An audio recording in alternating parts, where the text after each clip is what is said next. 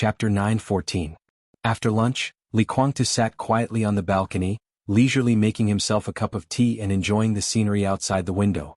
The air on the open-air balcony was damp and cold. The snow from a few days ago had not completely melted, and the air was filled with obvious moisture. The villa area where he lived had been for some years, and the scenery was average. Only the large garden in the center of the villa area was relatively sincere. His eyes fell on a small number of flowers that were still blooming in the winter in the garden. He was silent and no one knew what he was thinking. The bell in the living room rang slowly, heavy and steady, marking the time. In the lingering sound of the bell, a mid-priced domestic black car slowly drove into the villa area and stopped in front of the villa where Li Kuangtu was. Li Kuangtu stood up, slightly lowered his head and looked down. He was holding a teacup in his hand and the steam was rising. But he stood there like an illusion. The door of the car was pushed open, and a very vigorous young man glanced around with great vigilance. Then he bent down and quickly opened the door. Chen Fangqing, wrapped in a coat, wearing a hat and sunglasses, almost covering all his features, got out of the car and walked forward quickly. The door of the villa was unlocked. He opened the door and went straight in. The car quietly stopped at the door. Neither the driver, the bodyguard, nor the secretary got out. Li Kuangtu glanced down, turned around, put down the teacup and slowly went downstairs. Chen Fangqing had taken off his coat, hat and sunglasses, and breathed a sigh of relief with a gloomy face. Seeing Li Kuangtu come down, a smile appeared on his gloomy face and his voice was slow. Sorry to have waited for a long time. There have been a lot of things these days, so the meeting time was delayed until now. It doesn't matter, my time is not tight. Li Kuangtu, who came to Yuzhou alone, shook his head and laughed. You are the prime minister, but you have to be so careful when meeting. You are really cautious. Chen Fangqing's mouth twitched and his face was a little cold. He seemed to want to say something, but finally shook his head and put a document in his hand on the tea table in the living room. It has been a troubled time recently. I don't know how many eyes are staring at me, so I can't be too cautious. He said slowly. Understandable. Li Kuangtu nodded. The matter of Haoyue Group became more and more serious. Numerous shares were acquired and the people in the group were in a panic. What was worse was that some inside stories of Haoyue Group had directly caused an earthquake in the officialdom of several provinces, which had always been regarded as the backyard garden of Prince Group. Not only that, some industries that Haoyue Group was deeply involved in were constantly exposed to shady deals. Not only Chen Fangqing but the whole Prince Group was also in a mess. Some other voices inside the Prince Group were getting louder and louder. In some private occasions, a speaker of a province even directly asked someone to stand up and take responsibility in order to reverse the current passive situation. This someone undoubtedly referred to Chen Fangqing. The Haoyue Group was just one of the breakthroughs. Another breakthrough point was Chen Fangqing's daughter, Chen Lijuan. An investigation team had been stationed in a large state-owned investment group under Chen Lijuan's control the day after her accident. Although it was not a long time after a thorough investigation, they had found countless jaw-dropping pieces of evidence. In less than 8 years when Chen Lijuan controlled the investment group, the group had lost nearly 1.6 billion. The loss of assets in Zhongzhou was extremely serious, and a considerable part of it fell into Chen Lijuan's private pocket. Moreover, although she was middle-aged, she was still very charming. Her private life was extremely exaggerated and extravagant. Only in Yuzhou, she had nearly 30 houses and more than 20 lovers. Among Chen Lijuan's 20 lovers, half of them were the leaders of Prince Group, and there were also several rich people, 2 popular male stars and even a college student. The detailed investigation had been in-depth to the point that it could not be more detailed. The dirty tricks in the account of the investment group and the list of Chen Lijuan's lovers had once again caused significant damage to Prince Group. All the damage accumulated, Chen Fangqing's pressure could be imagined. His status was no longer a matter of stability. If it went on like this, he might immediately be abandoned by Prince Group after the election. If Prince Group could still hold on until then. Everything you want is in it. Chen Fangqing pushed the materials on the tea table to Li Kuangtu and said in a deep voice, "My trump card." Li Kuangtu's eyes narrowed slightly. After a moment of silence he asked, "All of them?" "We have no choice," Chen Fangqing said faintly. With His Majesty as a lobbyist, Yuan Lin had a good talk with Li Kuangtu in Tianan. The so-called good talk did not mean that the cooperation was successful, but that Li Kuangtu had no possibility of refusing the cooperation. The cooperation between Purgatory of Heaven Capital and Chen Fangqing was a great risk for both parties. Because they were plotting Beihai and Emperor Dong's palace. If he failed, needless to say, Qin Fangqing could hardly protect himself. This time he pushed for the decisive battle in North Sea to fight desperately in a desperate situation. He had put all his chips on the line and had no way out. If he failed, his reputation would be ruined. Li Tianlan and Wang Xingxiao would not let him go. He was bound to become a zhongshi. He would inevitably become the most miserable prime minister in the hundreds of years since the founding of Zhongzhou. It could be said that he would really be smashed to pieces. For Purgatory of Heaven Capital, or for Li Kuangtu, the price of failure was also hard for him to bear. He participated in the decisive battle in Beihai to kill Li Tianlan. He was the heir of the Li family designated by Li Honghe. There were too many and complicated ties between the Purgatory of Heaven Capital and Emperor Dong's palace. Li Kuangtu and Li Tianlan might be pure enemies, but the elders of the Li family in Emperor Dong's palace and some generals of the Purgatory of Heaven Capital would not so easily make up their minds to kill Li Tianlan. If Li Tianlan died, it would be fine. If Li Tianlan did not die, the Purgatory of Heaven Capital and Emperor Dong's palace would completely fall out with each other. There were still a considerable number of people in the Purgatory of Heaven Capital who had not made up their minds. They were still wavering between Li Kuangtu and Li Tianlan. Once the two sides fought, the Purgatory of Heaven Capital would risk losing control. The risk of cooperating with Qin Fangqing was great, but the benefits after success were enough to make people crazy. Not to mention Sai City and Mount Shu, which were integrated into Emperor Dong's palace. The Flourishing Age Fund alone was enough to make the strength of the Purgatory of Heaven Capital expand to an incredible level. The annexation of Emperor Dong's palace was completely irresistible for Li Kuangtu, and it could even be said to be an overwhelming temptation. So he came to Zhongzhou State with all his trump cards. When he gave all his trump cards to Qin Fangqing, he also asked to see all Qin Fangqing's current trump cards. Knowing each other well, Li Kuangtu had a rough assessment of the worst result. As long as this assessment did not exceed his bottom line, and Qin Fangqing's trump cards ensured that he could annex Emperor Dong's palace, then the so-called cooperation was officially established. Neither side had much time to prepare. Qin Fangqing could fall at any time in the storm, and the final battle in North Sea was close at hand. So for the two who needed to make up their minds as soon as possible, all the pleasantries and probing were unnecessary. Going straight to the point was the best choice at the moment. These things can fully prove that as long as we reach an agreement, in the cooperation, as long as you can do what you can, I can do what I can.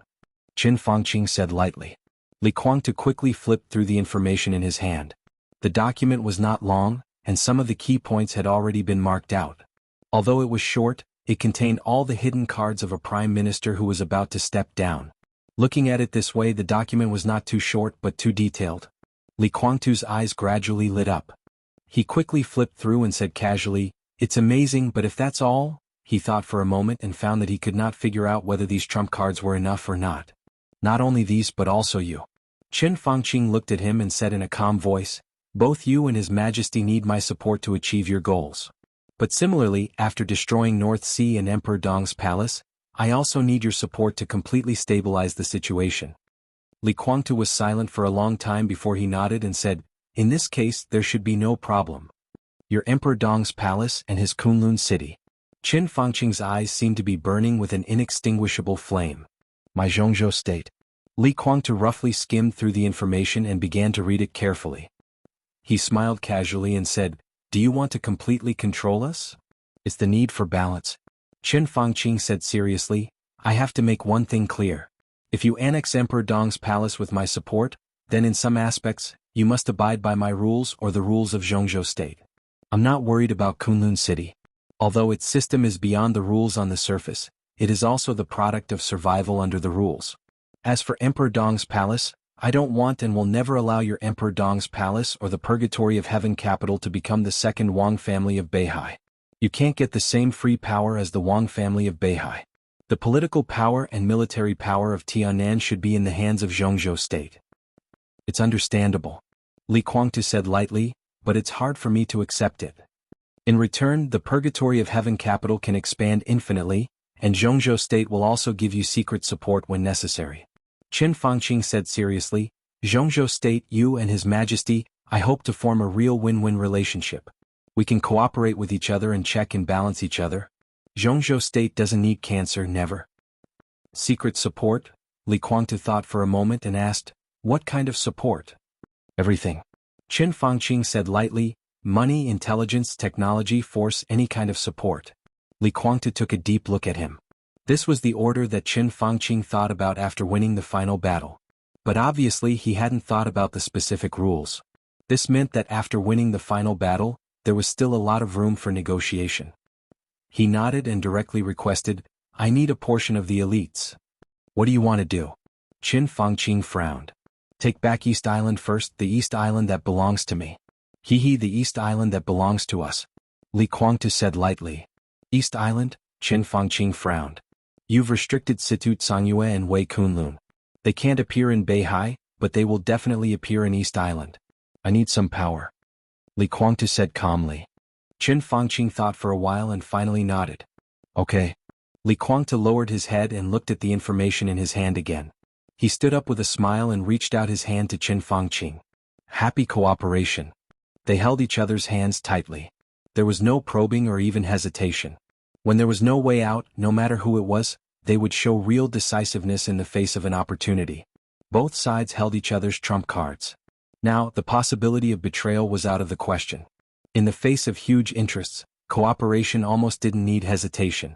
The gloominess on Qin Fangqing's face disappeared little by little, and he seemed to relax a lot. "How is the preparation in Beihai going?" Li Guangtu asked. "Almost done. It will take about 10 days. Qin Fangqing smiled and his eyes flashed with extremely cold light. He said softly, 10 days later it will be our world." Li Guangtu nodded, and after a moment of silence he said slowly, "I remember that Yuan Lin told me in Tianan that before that, you want to give Li Tianlan a big gift?" Qin Fangqing raised his eyebrows. When he was about to speak there was a sudden knock on the door. The door of the villa was open. Yuan Lin stood in front of the door with a serious face. "Come in," Qin Fangqing said in a deep voice. Yuan Lin walked in quickly, holding a photo in his hand. Li Guangtu's eyes narrowed subconsciously, and he didn't say anything. "Prime Minister." Yuan Lin walked quickly to Qin Fangqing and whispered, "The target has been locked." "Where is she?" Qin Fangqing's eyes lit up and his voice was cold. "Boarding," Yuan Lin whispered. Qin Fangqing was silent and didn't speak for a while. The other party booked a ticket to Nanyun at 9 o'clock in the evening. If there is no accident, she should want to go directly to Xianyuan City from Nanyun. Yuan Lin said softly, "We have investigated the surroundings. It is not a trap. Be cautious." Qin Fangqing's voice was low. "Got it." Yuan Lin nodded. Seeing that Qin Fangqing didn't give him any instructions, he took a deep breath and quietly left. He took the photo in his hand and opened the address book. He sent the photo to a number in the address book that he had never contacted.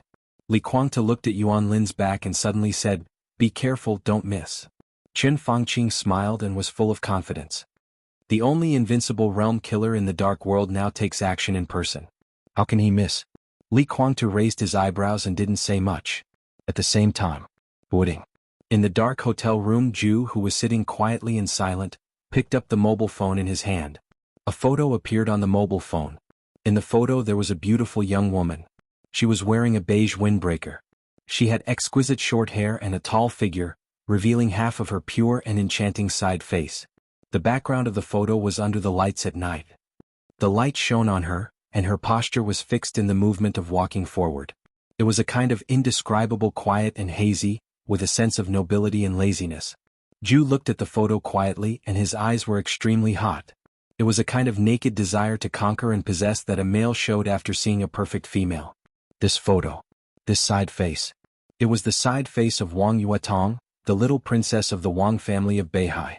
The daughter of Sword Emperor and the daughter of Dong Huang. Ju laughed nervously and his eyes were extremely excited. The phone suddenly rang. Ju couldn't wait to answer the phone. "Your Highness, we have locked on the target. You can take action." A steady voice sounded on the phone. "I will look for opportunities." Ju took a deep breath and was a little impatient. "The target will fly directly to Nanyun at 9 o'clock tonight. We don't have much time." The steady voice reminded him. "Then let's do it at the airport." Ju's eyes lit up. "Tell me the target's current location." Although he was excited, he didn't forget the most basic tightness. Now he lurked around the target. As the target moved, he could determine whether there were masters around her to protect her. The steady voice gave an extremely detailed address. Ju nodded and said lightly, "I see. Help me prepare a secret place where I won't be disturbed." The voice on the phone hesitated. This is my deal with that person. Zhu licked his lips excitedly. We agreed that I can kill Wang Yuetong, but only if you let me play with her for a few days. His voice trembled slightly with excitement. I haven't played with a real princess yet. Ha ha ha ha ha ha ha, this may be my only chance. Don't worry, I won't let her get out of bed alive. Chapter 9:15. The slight buzzing of the machine continued. In the dark but technology-filled hall, the light in the nutrition pod filled the foam in the pod, clearly illuminating the sleeping faces of the injured. Li Tianlan was looking at Dongqing Rushi. Situ Tsangyue was looking at Tribulation. Nalan Shuriying, with a little anxiety in her cold eyes, was carefully introducing the physical conditions of Dongqing Rushi and Tribulation. At present, His Highness's body is recovering very well. Well, this so-called well means that his body has begun to heal internally. Theoretically speaking, His Highness's body should be able to wake up, but his brain waves are very low. I have studied His Highness's recent data in detail. Nalan Shuriying looked at Tribulation in the nutrition pod and said in a low and hoarse voice, it seems that His Highness doesn't want to wake up. Situ Tsangyue was silent. Li Tianlan turned his eyes and looked at Tribulation in the nutrition pod. He didn't know what to say. Tribulation didn't want to wake up. Even if he woke up, what could he do? His current body was extremely fragile.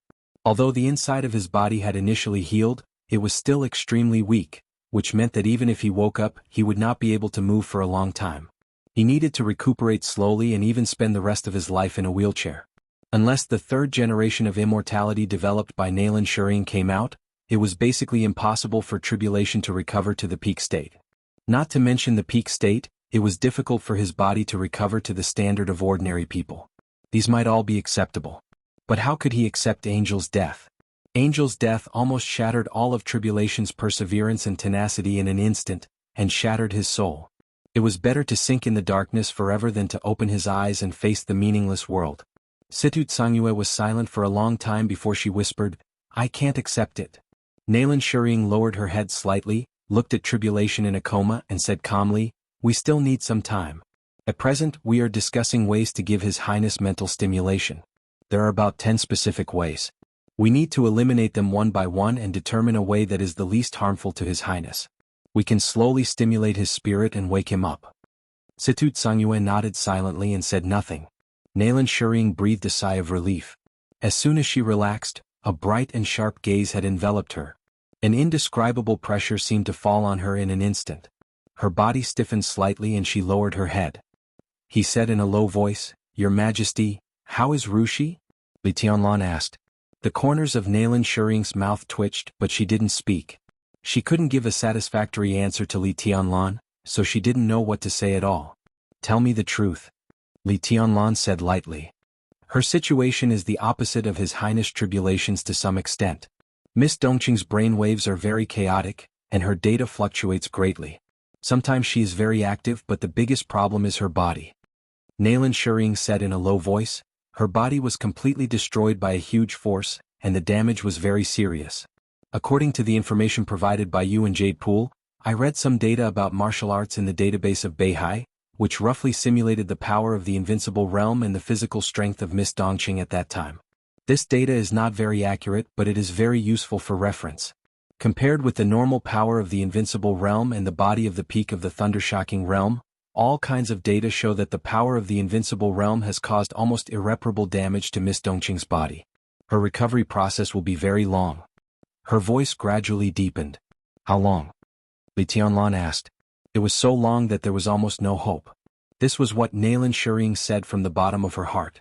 But she was very clear about the consequences of this sentence. So she was silent for a while, gritted her teeth and whispered, It will take at least 3 more years.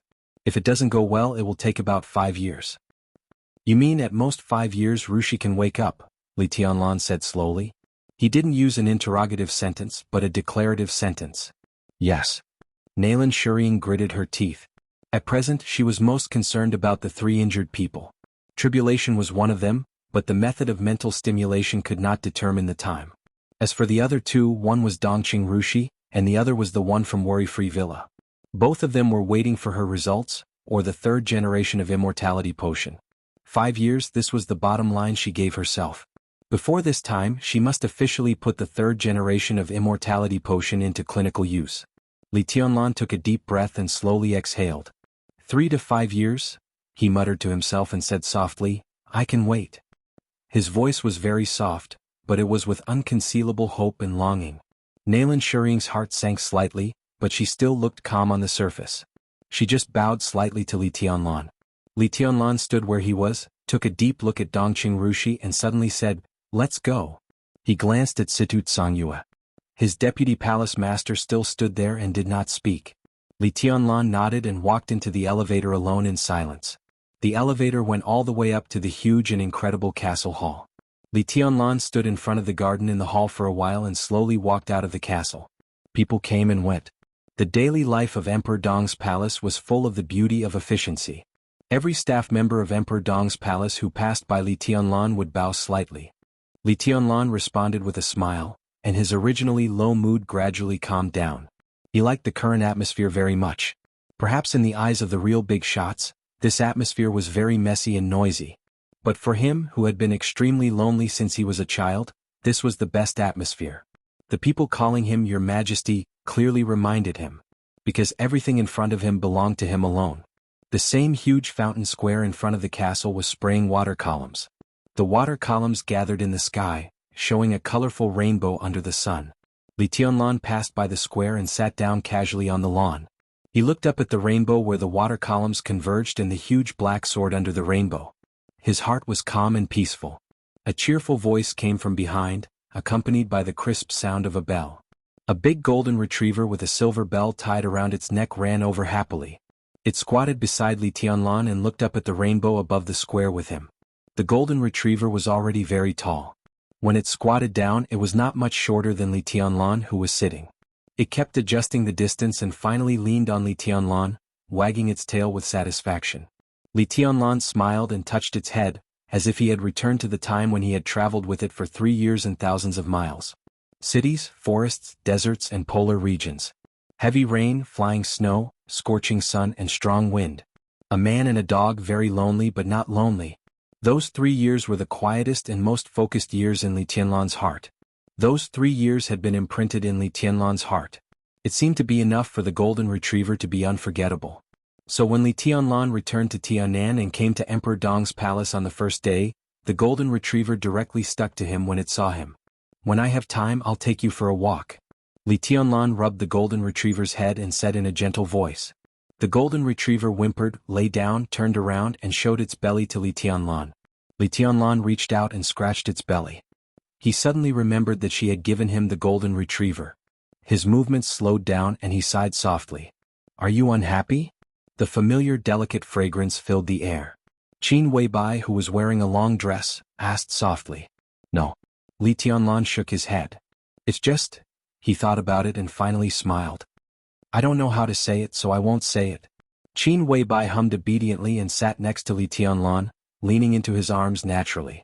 Li Tianlan held her body and did not speak. How are Rushi and Martial Uncle?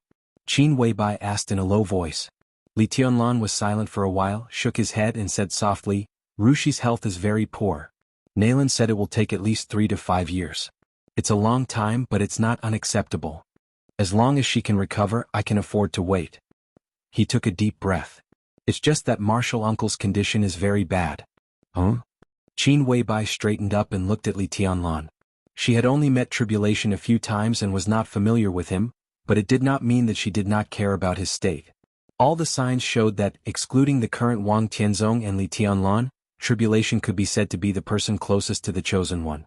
This meant that if he could recover, Emperor Dong's palace would truly be invincible in the cutting-edge force. It was not as simple as being at the peak of the invincible realm, or even the so-called half-step Chosen One. He was really only half a step away from that supreme realm or even a little bit. Tribulation was a killer and assassin. In that state, if Tribulation hid in the dark, even the real Supreme Chosen One would have to face a formidable enemy. If he could recover, Emperor Dong's palace would truly become the strongest force in the dark world. Nalan means that Martial Uncle doesn't want to wake up, Li Tianlan whispered, and his eyes were a little dazed. Actually, I can probably understand, he thought quietly, and the emotional fluctuations in his eyes gradually became intense. What are you thinking about? Qin Weibai reached out and smoothed his slightly frowning eyebrows. Nothing. Li Tianlan smiled and said softly, "If I put myself in your shoes, I'm afraid I don't want to wake up if I lose you. It's probably what it's like to live a life worse than death." He reached out and held Qin Weibai tightly in his arms. Seeing martial uncle's state, "I don't want to admit it, but I'm really scared. I can't understand martial uncle's psychology, but I can roughly imagine how I feel without you by my side. I can't imagine what I'll be like then. Everything in front of me seems to be meaningless." Qin Weibai's body tightened. She lowered her head slightly in Li Tianlan's arms, and her face was a little pale. After a long while, she forced a smile and said softly, "I won't leave you." Her voice gradually became lower. "As long as you don't drive me away. I dreamed a few days ago that you didn't want me and wanted me to leave. You were so fierce." Li Tianlan smiled and pinched Qin Weibai's ear, saying softly, "No." Qin Weibai said yes and suddenly changed the topic. "Military counselor has something to report to you." Chapter 9:16. Military counselor was now the chief financial officer of Emperor Dong's palace. This position could be said to be really high-ranking and powerful. His hidden power was not much less than that of the two deputy palace masters. It was absolutely not an exaggeration to say that he was under one person and above tens of thousands of people.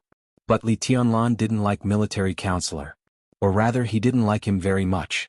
Although he brought the Flourishing Age Fund with him, he also brought some huge wealth that had not been exposed outside the Flourishing Age Fund but already belonged to Li Tianlan. But he just didn't like him. No one would like a talent who clearly had enough ability and could even be said to be at his peak but didn't want to assist him. Instead, he wanted to retire all day long. Military counselor was such a person. Not to mention that there was no sign of his personal strength declining. Even if he was now a disabled man who couldn't hold a knife, his experience in the financial world for many years was also a valuable asset. Such a person could be said to be the soul of any force, any consortium, or even any country. But such a person always wanted to retire under Li Tianlan's command. Li Tianlan would be depressed no matter how generous he was. It was obvious that he didn't like military counselor, and military counselor didn't seem to like him very much. So now, although he was the chief financial officer of Emperor Dong's palace, he actually lived a semi-retired life. Li Tianlan needed to find a group of capable and loyal talents in a short time to take over everything of the Flourishing Age Fund. There were now some candidates to control the finance, but there was no one who could replace military counselor. So military counselor was held down by Li Tianlan. Military counselor didn't object to anything. He seemed to have been quietly playing his role. He didn't express the slightest opinion on anything other than finance. Li Tianlan returned to Emperor Dong's palace for a few days. He had seen almost all the people he should see, but he hadn't seen military counselor. They didn't hate each other, but it was true that they tried to reduce the chances of meeting each other. So when he heard Qin Weibai's words, he subconsciously froze. Military counselor? Why not Han Xinyan? Han Xinyan was Han Donglu's daughter. And now she was Li Tianlan's secretary. If the Samsara Palace had always existed and its economic power had always been hidden, when Han Donglu retired, Han Xinyan would become the new military counselor, a pure military counselor. Therefore, although she was very young, Li Tianlan had no doubt about her ability under Han Donglu's training. Although military counselor wanted to retire, he could directly merge the Flourishing Age Fund into Emperor Dong's palace without any tricks, which in itself showed his attitude. Making his daughter Li Tianlan's secretary was also a way out for her, and it was a bright enough road to heaven. Standing by Li Tianlan's side and taking charge of the overall affairs of Emperor Dong's palace, this perspective and this platform was undoubtedly the broadest. In fact, Han Xinyan was the only candidate to replace the military counselor in the future. Of course, it's something important. There are a lot of things that he doesn't want his daughter to know. This can be considered a kind of protection. But Xinyan is your secretary now, so she will know some things eventually. Qin Weibai leaned against Li Tianlan, her voice languid. It's unnecessary. Li Tianlan frowned. Since you want to protect her, why did you ask her to be my secretary? Qin Weibai hesitated. Li Tianlan narrowed his eyes and pulled Qin Weibai's soft earlobe. Don't move. Qin Weibai's body was a little soft, and she got rid of Li Tianlan's hand. She sighed and said with a smile, Military counselor is very cautious. In the Samsara Palace, he represents the wealth and intelligence of the Samsara Palace. All the operations in the dark are planned and executed by him. Palace Master can give him complete trust in the beginning. In terms of wealth, this is something on the surface, so Han Xinyan will definitely get in touch with this area. But now the Samsara Palace has become Emperor Dong's palace, and you are the palace master. He is not sure if you have enough trust in him. He doesn't let Han Xinyan get in touch with things other than the Flourishing Age Fund because he is afraid that you will suspect him and his daughter. This is his protection for his daughter. Even if you want Xinyan to be the new military counselor in the future and let her get in touch with the intelligence system other than the Flourishing Age Fund, and even that saber, such a decision should be made by you. Xinyan will know something only if you agree. If you don't, with military counselor's cautiousness, how can he take the initiative to tell his daughter these things? Li Tianlan was silent for a while. He said softly, in the end, he still doesn't treat me as one of his own. That's normal. Qin Weibai said softly, but you can treat Xinyan as one of your own. Not to mention military counselor, even I am not sure about your position for Xinyan. Do you want her to become the next military counselor or a pure chief financial officer? As a personal secretary, as long as you want, she can get in touch with a lot of things. What do you think? Li Tianlan asked suddenly. Facing her man, Qin Weibai naturally would not avoid anything. She reached out and touched the golden retriever lying obediently in front of them. She said with a smile, if it's the chief financial officer, Han Xinyan is very qualified. It can even be said that she can replace military counselor now. But if you want her to be the new military counselor, I'm afraid it will take some time to train her. Li Tianlan touched his pocket, took out a cigarette, lit it, took a deep breath and shook his head. There is no other way. Emperor Dong's palace has a lot of things, but it has always been short of manpower. It is better to train her than to have no candidate. Qin Weibai bit her lower lip and did not speak. In fact, she had a better candidate in mind. If he agreed to join Emperor Dong's palace, he would be more than enough to be Li Tianlan's personal secretary to coordinate the overall situation, military counselor to control the remaining forces of Samsara Palace, or deputy palace master. But now Li Tianlan might not be able to afford it. Flaming Fire, who had been with her for a long time, was undoubtedly the most suitable candidate. She smiled and shook her head subconsciously. Flaming Fire and military counselor were the same. If she was willing to come back, military counselor would not want to retire. After all, she could not let go. Let him come over, Li Tianlan said, with Han Xinyan. This was undoubtedly a kind of attitude. Not to military counselor, but to Han Xinyan. Qin Weibai said yes, took out her mobile phone and sent a message. Li Tianlan held a cigarette and looked down at the golden retriever lying in front of him with squinted eyes. No one knew what he was thinking. Military counselor and Han Xinyan came quickly. Just after smoking a cigarette, the father and daughter appeared in front of Li Tianlan. Your Majesty. Han Xinyan bowed slightly. Military counselor just nodded casually. Li Tianlan glanced at him and asked directly, "What's the matter?" Military counselor hesitated a little and glanced at his daughter beside him. She's my secretary. There is nothing in Emperor Dong's palace that she can't know. Your caution is meaningless, Li Tianlan said blandly. Military counselor smiled calmly and did not hide his little thoughts at all. Looking at Li Tianlan's eyes, he thought for a moment and said calmly, "Well, Your Majesty, after knowing the termination plan and Your Majesty's attitude, we made some arrangements." Li Tianlan's eyes suddenly focused. He knew who the main target of the termination plan was, so he was completely focused. You. Military counselor quickly glanced at Qin Weibai out of the corner of his eye. Qin Weibai lowered her head and reached out to gently pull the golden retriever's folded ears. The golden retriever shook its head and tail very happily. "Saint and I," military counselor said calmly. "Tell me the details." Li Tianlan took a deep breath and said blandly. Military counselor took out his mobile phone from his pocket and sent a video. The video was quickly connected. He handed the mobile phone to Li Tianlan and said softly, "It's best for her to talk to you." Li Tianlan raised his eyebrows, took the mobile phone casually and glanced at the screen. On the screen was a young face. It was a beautiful face that looked extremely pure but had a hint of enchanting charm. Li Tianlan was instantly stunned. He looked at the screen and his eyes were a little dazed. "Your Majesty, I'm hallucinating." The woman's voice was a little hoarse and sounded extremely sexy. Li Tianlan stared at the face that belonged to Wang Yuetong that he hadn't seen for a long time. The moment he saw her, Li Tianlan was sure that she was not Wang Yuetong.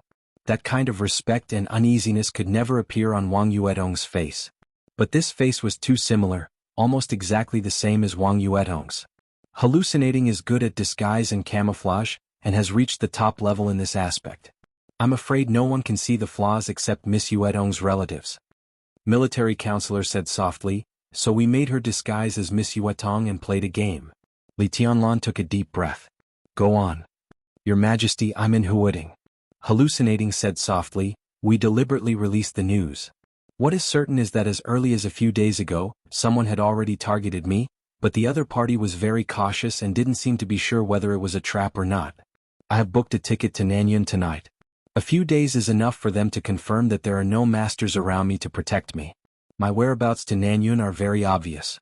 They should know that this is their last chance to carry out the final plan, so there should be a big fish on the hook tonight. Li Tianlan gently raised the corner of his mouth with a faint smile. How big is the fish? Probably the invincible realm. Military counselor took over the conversation. We got the news that the only invincible realm killer in the dark world is now in Zhongzhou state, even in Huading. He looked at Li Tianlan and said softly, Your Majesty, before the final battle in North Sea, maybe we can make the other party lose an invincible realm expert first. Li Tianlan narrowed his eyes and was silent for a while. Then he said lightly, Prepare the plane, let's go to Huading. Okay. As Li Tianlan's secretary Han Xinyan was the first to speak. In addition, inform the Huading parliament that Zhu is in Huading and his purpose is unknown. Let them find him. Han Xinyan hesitated for a moment and said softly, Your Majesty. The speaker of Huading? Of course, Li Tianlan was the speaker of Huading and one of the leaders of the Prince Group. He nodded casually. I know, go ahead. Chapter 9:17. The sunlight shone in through the window. On the marble table with several exquisite desserts, there were confidential documents issued by the Parliament of Zhongzhou State in the past year. The contents of the documents were numerous, including policies of Zhongzhou State, diplomatic guidelines, internal affairs rectification. All kinds of information were turned into words and printed clearly on the paper. The seemingly soft and petite palm gently stroked the documents in front of her. The places where her jade-like fingers occasionally stopped were basically the key parts of the documents. She sat quietly, with one side of her body facing the sunlight outside the window. Under the light, it was an extremely delicate and dreamy but extremely immature face. The documents were flipped through little by little, and soon they came to the last one. This was a confidential document issued by the Parliament of Zhongzhou State 3 days ago, which was limited to the leaders at the level of parliamentarians of Zhongzhou State. The level of parliamentarians of Zhongzhou State. In the entire Zhongzhou State, there were no more than 30 parliamentarians. This also meant that even the speakers of most provinces in Zhongzhou State were not qualified to read this document, which was not very long. The document was not printed but handwritten. President Li Huaqing personally wrote it and signed his own name, which showed the importance of this document. The document was not long and the central idea was extremely simple. In the name of the president, Li Huaqing asked Zhongzhou State to maintain absolute stability in all aspects. He hoped that everyone could focus on the overall situation. In the current situation, unity was more important than anything else. The document was repeated more than 1,000 times. However, sensitive words such as stability, unity, and the overall situation were repeated dozens of times. Because of these keywords, the plain document seemed to have a shocking power. In the sunlight, the somewhat blurred but almost perfect immature face gradually tightened. Her brows furrowed little by little. Uncle Zhong, is something big going to happen? It was the voice of a young girl. It was clear and cold, but it was incomparably pleasing to the ears. Her voice was neither fast nor slow, with an indescribable calmness and quietness, like a clear spring, clear without any impurities. Opposite the girl, Zhong Yongming, who was reading the written report of his subordinate behind the desk, was slightly stunned and then smiled. Why do you ask? The president has been emphasizing unity, the overall situation, and stability. My teacher once told me that the more something is repeatedly emphasized, the more it shows that this thing is actually very fragile. The girl looked at Zhong Yongming quietly, and her voice was clear and indifferent.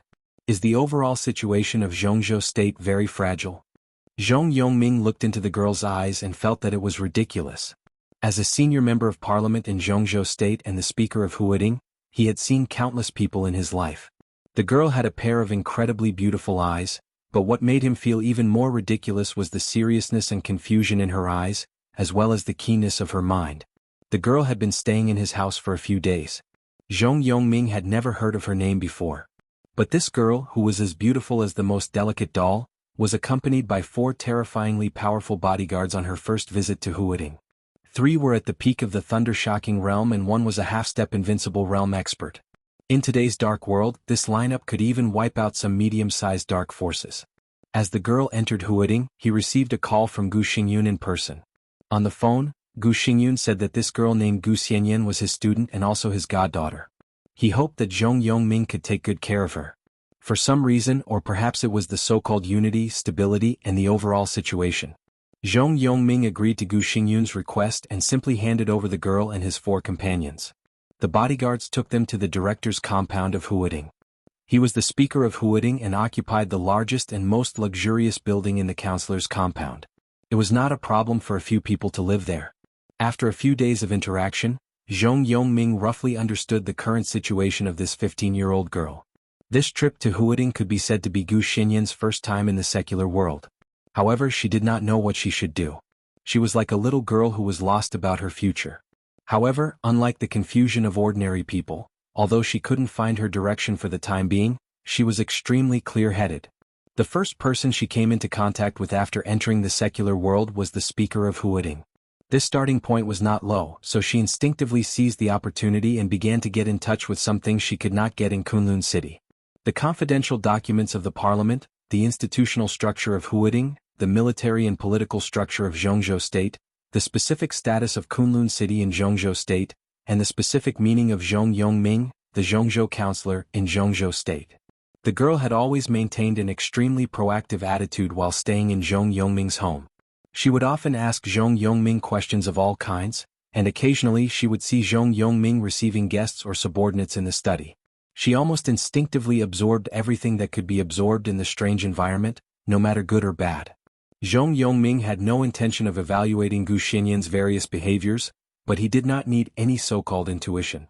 He was now sure that the little girl in front of him would definitely be a very terrible person when she grew up in the future. Because of her behavior in the past few days. Her behavior was very proactive, even with some aggressiveness that she herself was not aware of. But in general, her behavior was not too out of line. Her mind was sharp, her heart was calm, and her instincts were terrible. These might be what made her different. But the most important thing was that Zhong Yongming clearly knew that this girl was different, but he unconsciously lowered his guard against her in the past few days.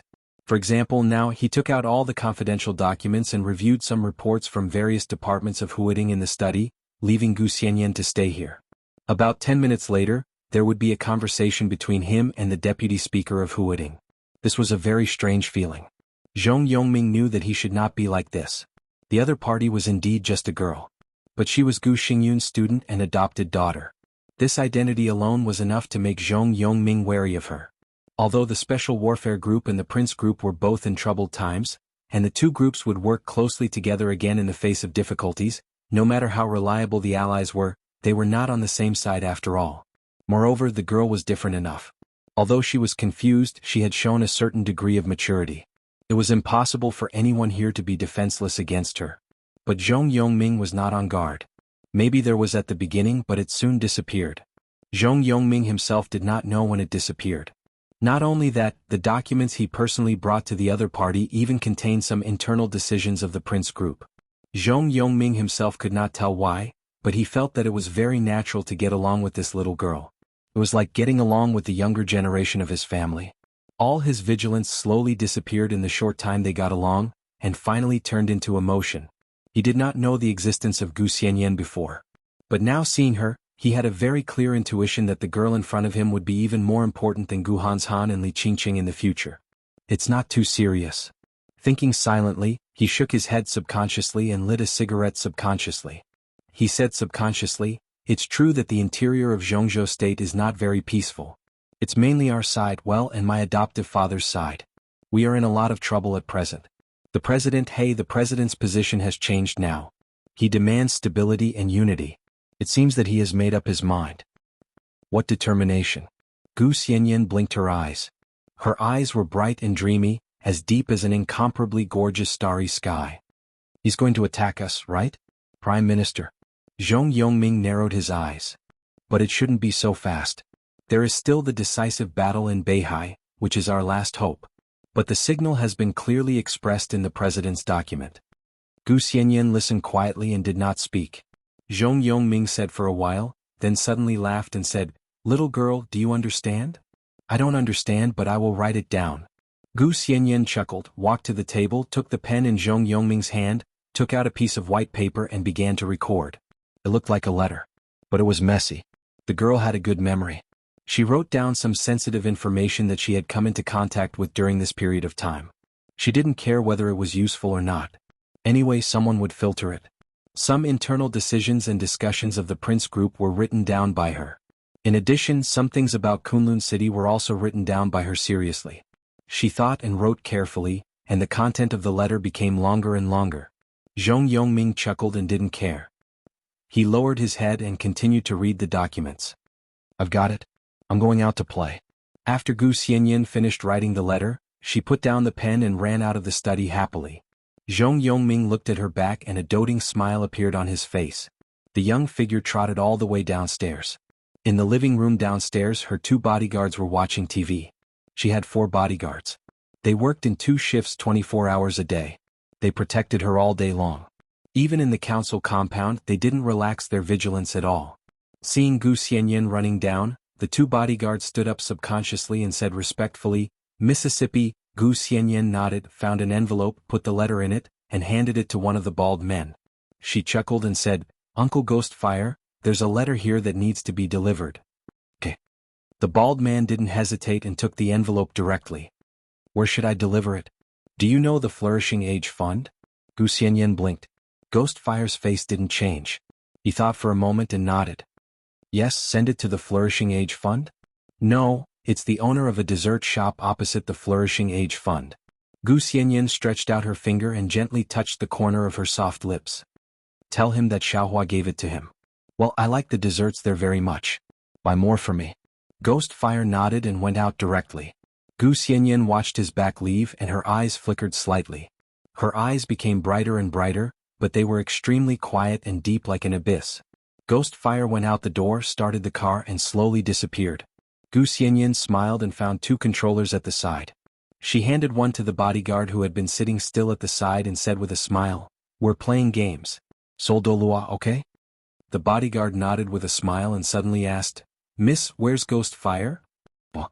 Gu Xianyan replied casually, I want to eat dessert. Ask Uncle Ghostfire to help me buy some. The bodyguard picked up the controller, nodded and replied, Oh. Chapter 9:18.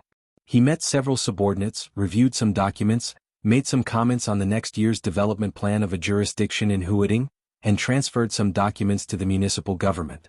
When he was about to finish his work, the phone suddenly rang. Zhong Yongming, who was already thinking about dinner, frowned slightly, thought about it and answered the phone. Speaker, it's me, Zheng Yi. On the other side of the phone, a steady voice sounded, speaking at a faster speed. Zhong Yongming narrowed his eyes and said yes. Zheng Yi was one of the councillors of Huading's parliament. The position of Secretary General meant that he was Zhong Yongming's absolute confidant. Among the 13 councillors of Huading, Zheng Yi was the youngest one, but he was extremely capable. Huading had changed 2 mayors in recent years, but he had a good relationship with the parliament and the municipal government. As the chief steward of the parliament, Zhong Yongming didn't have to worry about trouble in his backyard. I received a message from the city hall of Shenyuan City. Zheng Yi's voice was low and solemn. Where? Zhong Yongming was stunned for a moment and asked subconsciously. The city hall of Shenyuan City. Zheng Yi said calmly. This was a very official notification. Although Shenyuan City was not comparable to Huading, its location was special enough. If it was a private message, Emperor Dong's palace could directly contact Zhong Yongming. If it was a semi-official communication, Ning Qianqing, the mayor of Shenyuan City, could also directly contact Zhong Yongming. But now, the city hall directly contacted the Secretary General of Huading. Why was it so formal? Zhong Yongming's face darkened for a moment. The knot between him and Li Tianlan was not a secret. In just a few years, Li Tianlan directly rushed from insignificance to the peak of the dark world. It was said that Li Tianlan in Emperor Dong's palace had even become His Majesty. But for Zhong Yongming, the Li Tianlan in his memory always seemed to be the person who knelt by his son's bed and apologized calmly, and then killed his son in the most cruel way in the shortest time. Zhong Yongming couldn't forget this kind of blood feud. Although he had more than one son, he only had one legitimate son, and it was not easy to put the other 2 illegitimate sons in the light. But the son he paid the most attention to was killed by Li Tianlan. Of course he wanted revenge. In the past 2 years, Zhong Yongming had done his best to cooperate with the Prince Group's suppression of the giant group. The only pity was that he didn't completely crush the giant group. Now Li Tianlan was at his peak. No matter how much he hated him, even if he was a senior member of Zhongzhou State, he had to avoid him for the time being. Zhong Yongming did not speak for a long time as he held the phone. In the past 2 years he had made great efforts to cooperate with the Prince Group, and the most important thing was that he had little to do with Chen Fangqing. The speaker of Huading was indeed powerful, but he was not satisfied with his current position. He had been operating in secret. He wanted to go further after the election and become a director in the highest position in Zhongzhou State. So far he seems to be doing pretty well. The only variable was that he didn't know how much loss Li Tianlan's counterattack would bring to the Prince Group. If he could get in touch with Li Tianlan now and show some sincerity, he silently thought that this matter might not bring him any benefits, but at least it wouldn't bring him any harm. When the election was over, he would go further and teach Emperor Dong's palace a lesson. Zhong Yongming took a deep breath. What happened in Xinyuan City? They conveyed the inside information of Emperor Dong's palace to Huading. Zheng Yi said solemnly, they have enough evidence to show that the only invincible realm killer in the dark world, Zhu, is in Huading now. His purpose is unknown. Emperor Dong's palace asked us to conduct a detailed investigation. It is said that His Majesty Li Tianlan, well, His Highness Li Tianlan is already on his way here. Zhu. Invincible realm? Zhong Yongming's face changed and he suddenly became cautious. The invincible realm was the peak power in the dark world. It was the absolute top force in any country. An invincible realm expert meant too many things. It could be huge and unimaginable benefits, or it could be huge and unimaginable losses. An invincible realm expert who did not belong to Zhongzhou State lurking in Huading was trouble for anyone. This matter could even be reported to the parliament of Zhongzhou State. It's an invincible realm killer. Zheng Yi reminded him. This reminder was undoubtedly more deterrent. No matter when, the killer hiding in the dark was the most troublesome. When the killer was still in the invincible realm, he was almost a nightmare. What's his purpose? Zhong Yongming was a little confused and asked subconsciously. Zheng Yi did not say anything. Just as Chen Fangqing could not tell Zhong Yongming about Zhu, Emperor Dong's palace would not tell him Zhu's purpose. It was enough to keep them nervous. Zhong Yongming took a deep breath and lit a cigarette. His expression became very careful. It was not that he was too sensitive, nor did he think too highly of himself. In his opinion, in the whole of Huading, he was the only one qualified to be the target of an invincible realm killer. The position of Speaker of Huading was secondary. As a member of Zhongzhou State, he could be said to be one of the real leaders of Zhongzhou State. As for other people, an invincible realm killer might not be interested in them. Did he come for him? But why? Was he sick? He rubbed his forehead with a headache and suddenly said, Is Li Tianlan on his way here? Zheng Yi hesitated and said, Yes, they seem to pay a lot of attention to Zhu. Zhong Yongming stood there and was silent for half a minute. Then he suddenly said, Prepare the car and inform Mayor Wu. Well, inform all the councillors of Huading. We're going to pick him up. This, Zheng Yi was slightly shocked. Not to mention the blood feud between Zhong Yongming and Li Tianlan, even if they were very close, this kind of etiquette was too respectful. Do as I say. Zhong Yongming said in a deep voice. Being afraid of the invincible realm killer was secondary. The most important thing was that he could also take this opportunity to show his sincerity by being close to the strong in the face of unknown danger. If he could reach some tacit understanding with Li Tianlan in this matter, then this matter would undoubtedly be worth it. Okay, I'll inform them right away. Zheng Yi directly hung up the phone. Zhong Yongming took a deep breath, stood up straight, washed his face and hung off his beard. A few minutes later he slowly walked to the living room downstairs in a well-ironed suit, looking energetic and young. The driver and secretary were already waiting outside. Gu Xianyan was sitting in the living room and studying several desserts. Two bodyguards at the peak of the thunder-shocking realm were playing games with controllers. It seemed that they had played for too long and looked a little dull. Uncle Zhong. Gu Xianyan looked up at him. She smiled sweetly and picked up a piece of colorful cake with her small hand. Are you going out? Yes. Zhong Yongming took the cake and took a bite. Thinking of his purpose, a cold hatred flashed across his eyes, but then he shook his head helplessly and said with a smile, A big shot is coming to Huading and I'm going to meet him. Big shot? Gu Xianyan blinked her watery and clear eyes. Is it the president? Zhong Yongming ate the cake and touched her head with the other hand with a smile. Not only the president is a big shot. In such a big Zhongzhou state there are many big shots. But there shouldn't be many who deserve you to show up in person. Gu Xinyan's smile was sweet and dreamy. It's different this time.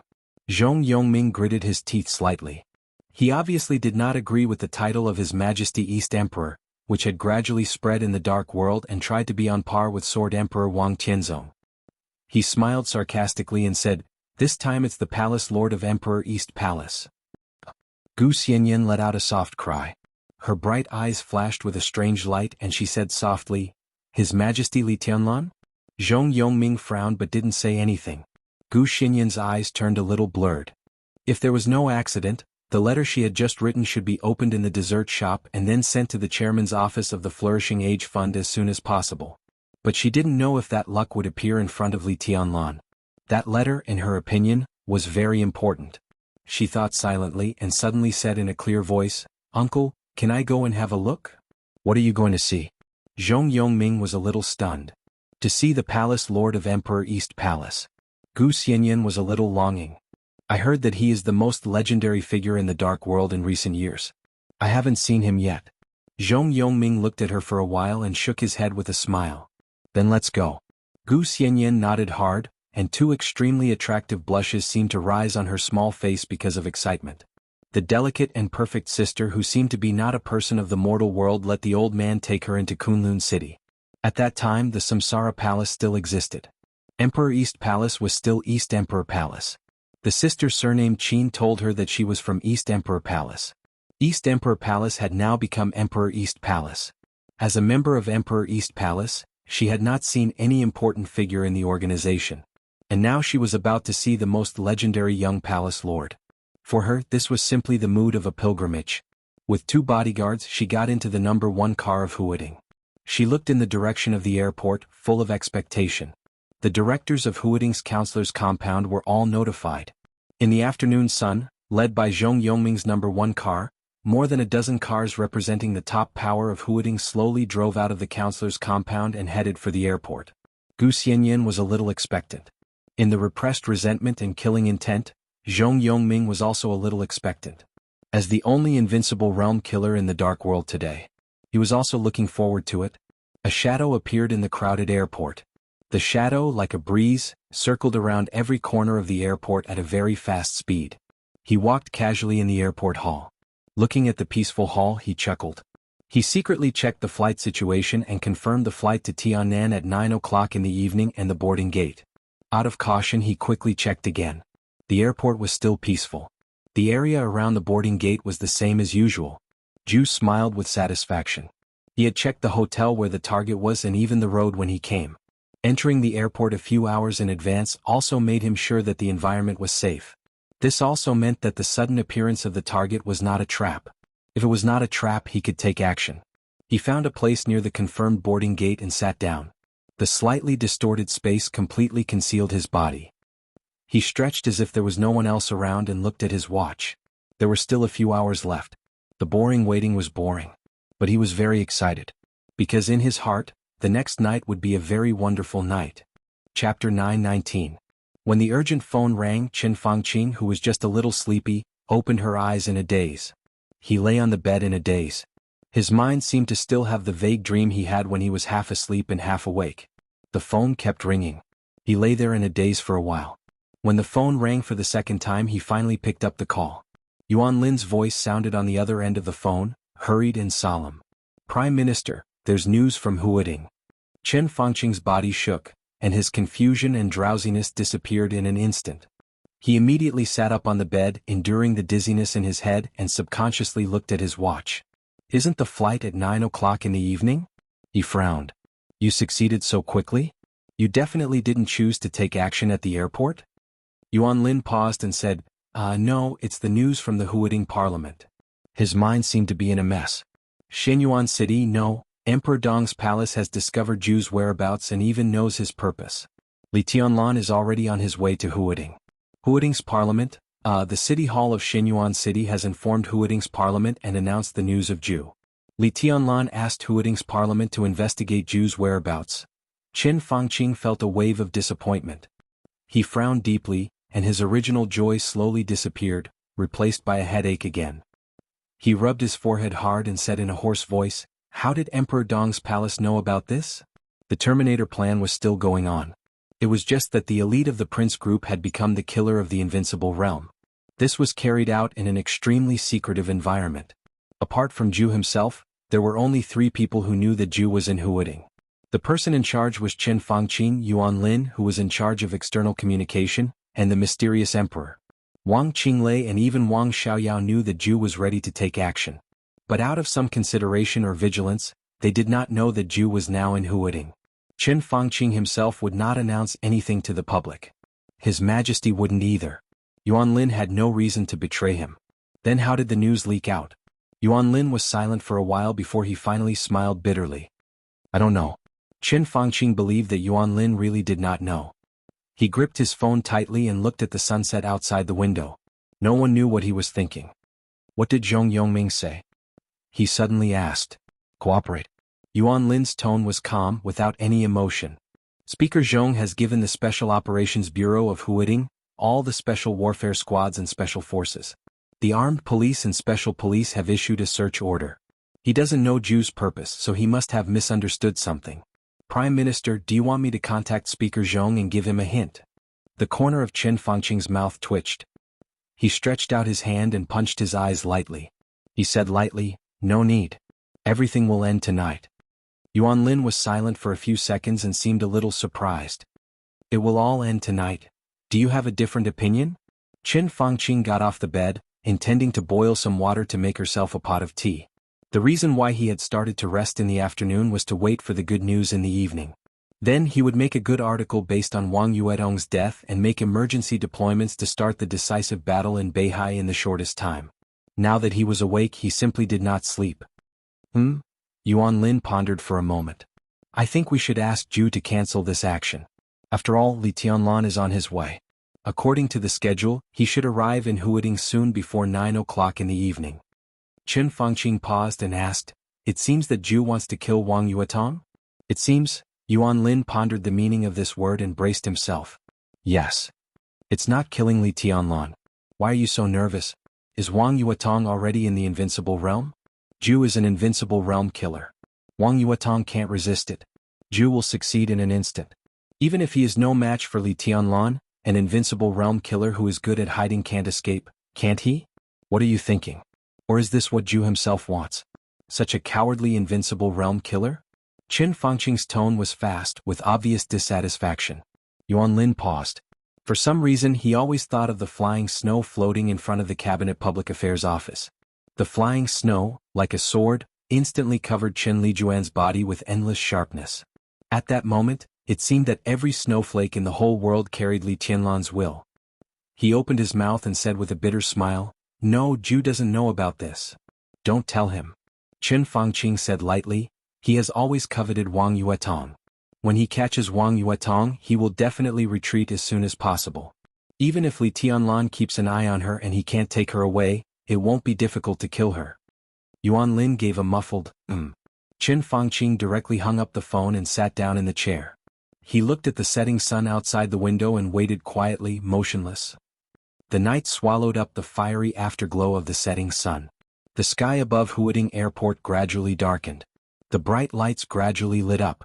Zhong Yongming got out of his car and looked along the long runway in front of him all the way to the sky. There was only a corner of the setting sun on the horizon. The faint light illuminated a small part of the sky into orange, quiet and beautiful. The 13 directors of Huading followed Zhong Yongming out of the car and stood behind him, waiting silently. Everyone's face was extremely solemn. An invincible realm killer was enough to make them, who stood at the peak of power in Huading, uneasy. Even if the target was not them, how could an invincible realm killer assassinate an ordinary person? As long as the other party succeeded, it almost meant that the situation in Huading and even the situation in Zhongzhou State would be turbulent. Such turbulence could never be a good thing for them. Therefore, although the 13 directors had their own standpoints, at least at this moment, when Zhu was lurking in Huading, they welcomed Li Tianlan, who came specially for Zhu. They were also willing to come to the airport to pick him up. Zhong Yongming looked at the sky in the distance with no expression and waited quietly. Gu Xianyan stood beside him, holding his hand quietly. No one knew what she was thinking. A spot of light appeared in the night sky in the distance. The spot of light shone and became more and more obvious. "He's coming."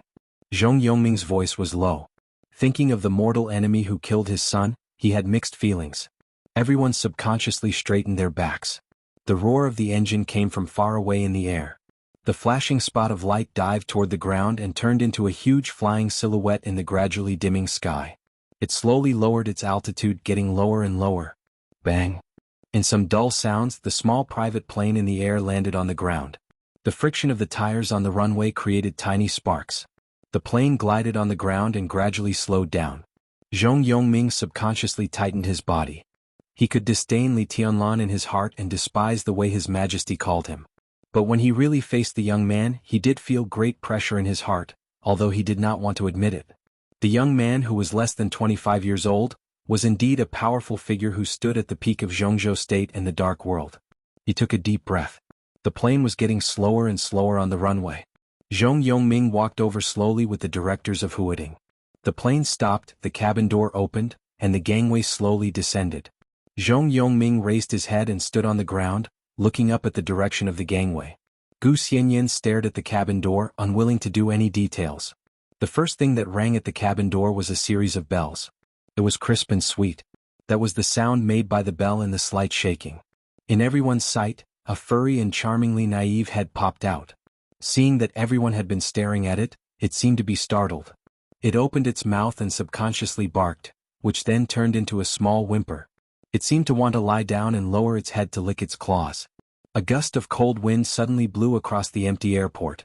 The cold wind blew the hair of the golden retriever in the cabin, rushed out of the cabin and blew on the 13 directors. Then the sound spread wildly into the distance. A young figure in a black trench coat appeared at the cabin door. It could not be considered a handsome face. It was not a tall figure. He stood quietly at the cabin door, looking in the direction of the cold wind and narrowing his eyes. At that moment, the figure gave everyone an indescribable feeling. The wind blew into the distance, and his aura became extremely real in an instant. High in the sky, the night, the plane, the lights, and the crowd. Everything seemed to have completely disappeared. Or in other words, it completely lost the color it should have. It became blurred, false, and illusory. Only he stood there with the golden retriever, and the reality became the most intense color in the world. He still didn't look handsome or tall, but in a false world, this real figure had a completely indescribable elegance. Holding the dog, he seemed to raise his eyebrows and take a step forward. An invisible wind blew through the night again. His footsteps didn't stop as he walked down the stairs step by step. The invisible wind became sharp, real, and violent. There seemed to be endless sharpness sweeping through the whole world, covering the entire airport in an instant. The two bodyguards at the peak of the thunder-shocking realm near Gu Xianyan trembled violently and almost knelt down directly. In their perception, the extremely sharp sword energy filled every inch of space in the airport, as if it was probing and looking for something. In the airport lobby, Gate 9. In the distance, the invisible sword energy flew directly over with a weak airflow. Wu Ju seemed to be stunned. The next second he suddenly raised his head in disbelief. The domain of the invincible realm that hid his figure was directly broken in the illusory wind. At that moment, it seemed that the whole world suddenly quieted down. The majestic sword energy seemed to have determined the target in an instant. Li Tianlan walked down the gangway with no expression on his face. Zhong Yongming took a deep breath and forced a smile to greet him. He hesitated for a second and finally decided to address Li Tianlan. "Your Highness?" Li Tianlan still moved forward with no expression on his face. His figure took a step on the flat ground. He disappeared in front of everyone in an instant. The chain holding the golden retriever lost its support and fell down. Zhong Yongming was stunned for a moment and subconsciously reached out to catch the chain. In front of the boarding gate, Wu Ju suddenly stood up. The unparalleled danger stimulated his whole body, and his physical instincts seemed to be screaming constantly. Death was approaching quickly. Without any hesitation, his domain kept compressing and hiding his body. He stood up straight on his knees and planned to escape without hesitation. The other party found him. He didn't know who the other party was, but the idea was extremely clear. His body slightly exerted force. In an instant, everyone in the entire airport heard a wild roar that filled the sky and earth. It was an extremely loud sound of wind, but it was extremely sharp and sharp. The tall glass window of the airport was completely broken in an instant. The debris was flying all over the sky. Everyone raised their heads in shock. Everything in front of them seemed to be torn to pieces by an invisible sword. The light was messy and covered everything in the airport. There was crazy surging light everywhere. Li Tianlan's figure appeared in front of Wu Ju in the shining light. He punched. He clenched his fist casually, but the condensed power was like a heavy cannon. In the blink of an eye, the surging sword energy all over the sky seemed to have found a condensing point. Like a monstrous tide, the sword energy and power directly condensed into the clenched fist. The incredible destructive power condensed at one point and burst out completely. The domain of the invincible realm was ridiculous like a piece of paper. The space was completely broken. The fist did not stop at all, smashed all the desperate resistance of Wu Ju, and directly penetrated his chest. His heart was completely shattered under the huge force, and thick blood burst out directly on his back. Wu Ju opened his eyes wide in horror and stared straight ahead. There was nothing in front of him. There was no one. In front of the private plane, Zhong Yongming held the chain in his hand.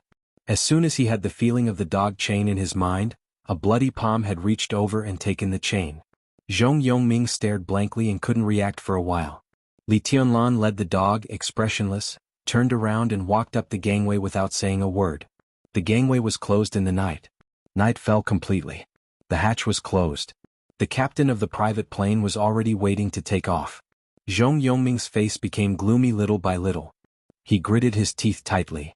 For a moment, great humiliation filled his chest, and he couldn't say a word. Gu Xianyan, who was staring at this scene, finally laughed. Her face was very young, but with a touch of beauty that could topple a country. It's a worthwhile trip. Satisfied, she sighed and said softly. Chapter 920. When the cabin door was closed, the sound of breaking and the loud noise of the crowd finally came. Zhong Yongming, whose face was red, was stiff and trembling. The other directors, including the mayor of Huading, all looked at each other. Everyone had a blank look on their faces. Even the two experts at the peak of the thunder-shocking realm in Kunlun City behind Gu Xianyan were confused. What's wrong? Someone suddenly asked the question in everyone's mind. They did see the young emperor of Emperor Dong's palace just now. In a short time he walked down the gangway step by step. Everyone was looking at him. It was a matter of a moment. His feet landed on the ground and he took a step forward. Then he turned around and walked back. The cabin door was closed. What's going on? The deputy speaker from the prince group muttered to himself blankly and then became a little angry. Didn't they say they were going to find an invincible realm killer? He came, showed his face and left without even saying a word? He subconsciously glanced at Zhong Yongming. Then he glanced at Zhou Yu, the mayor of Huading.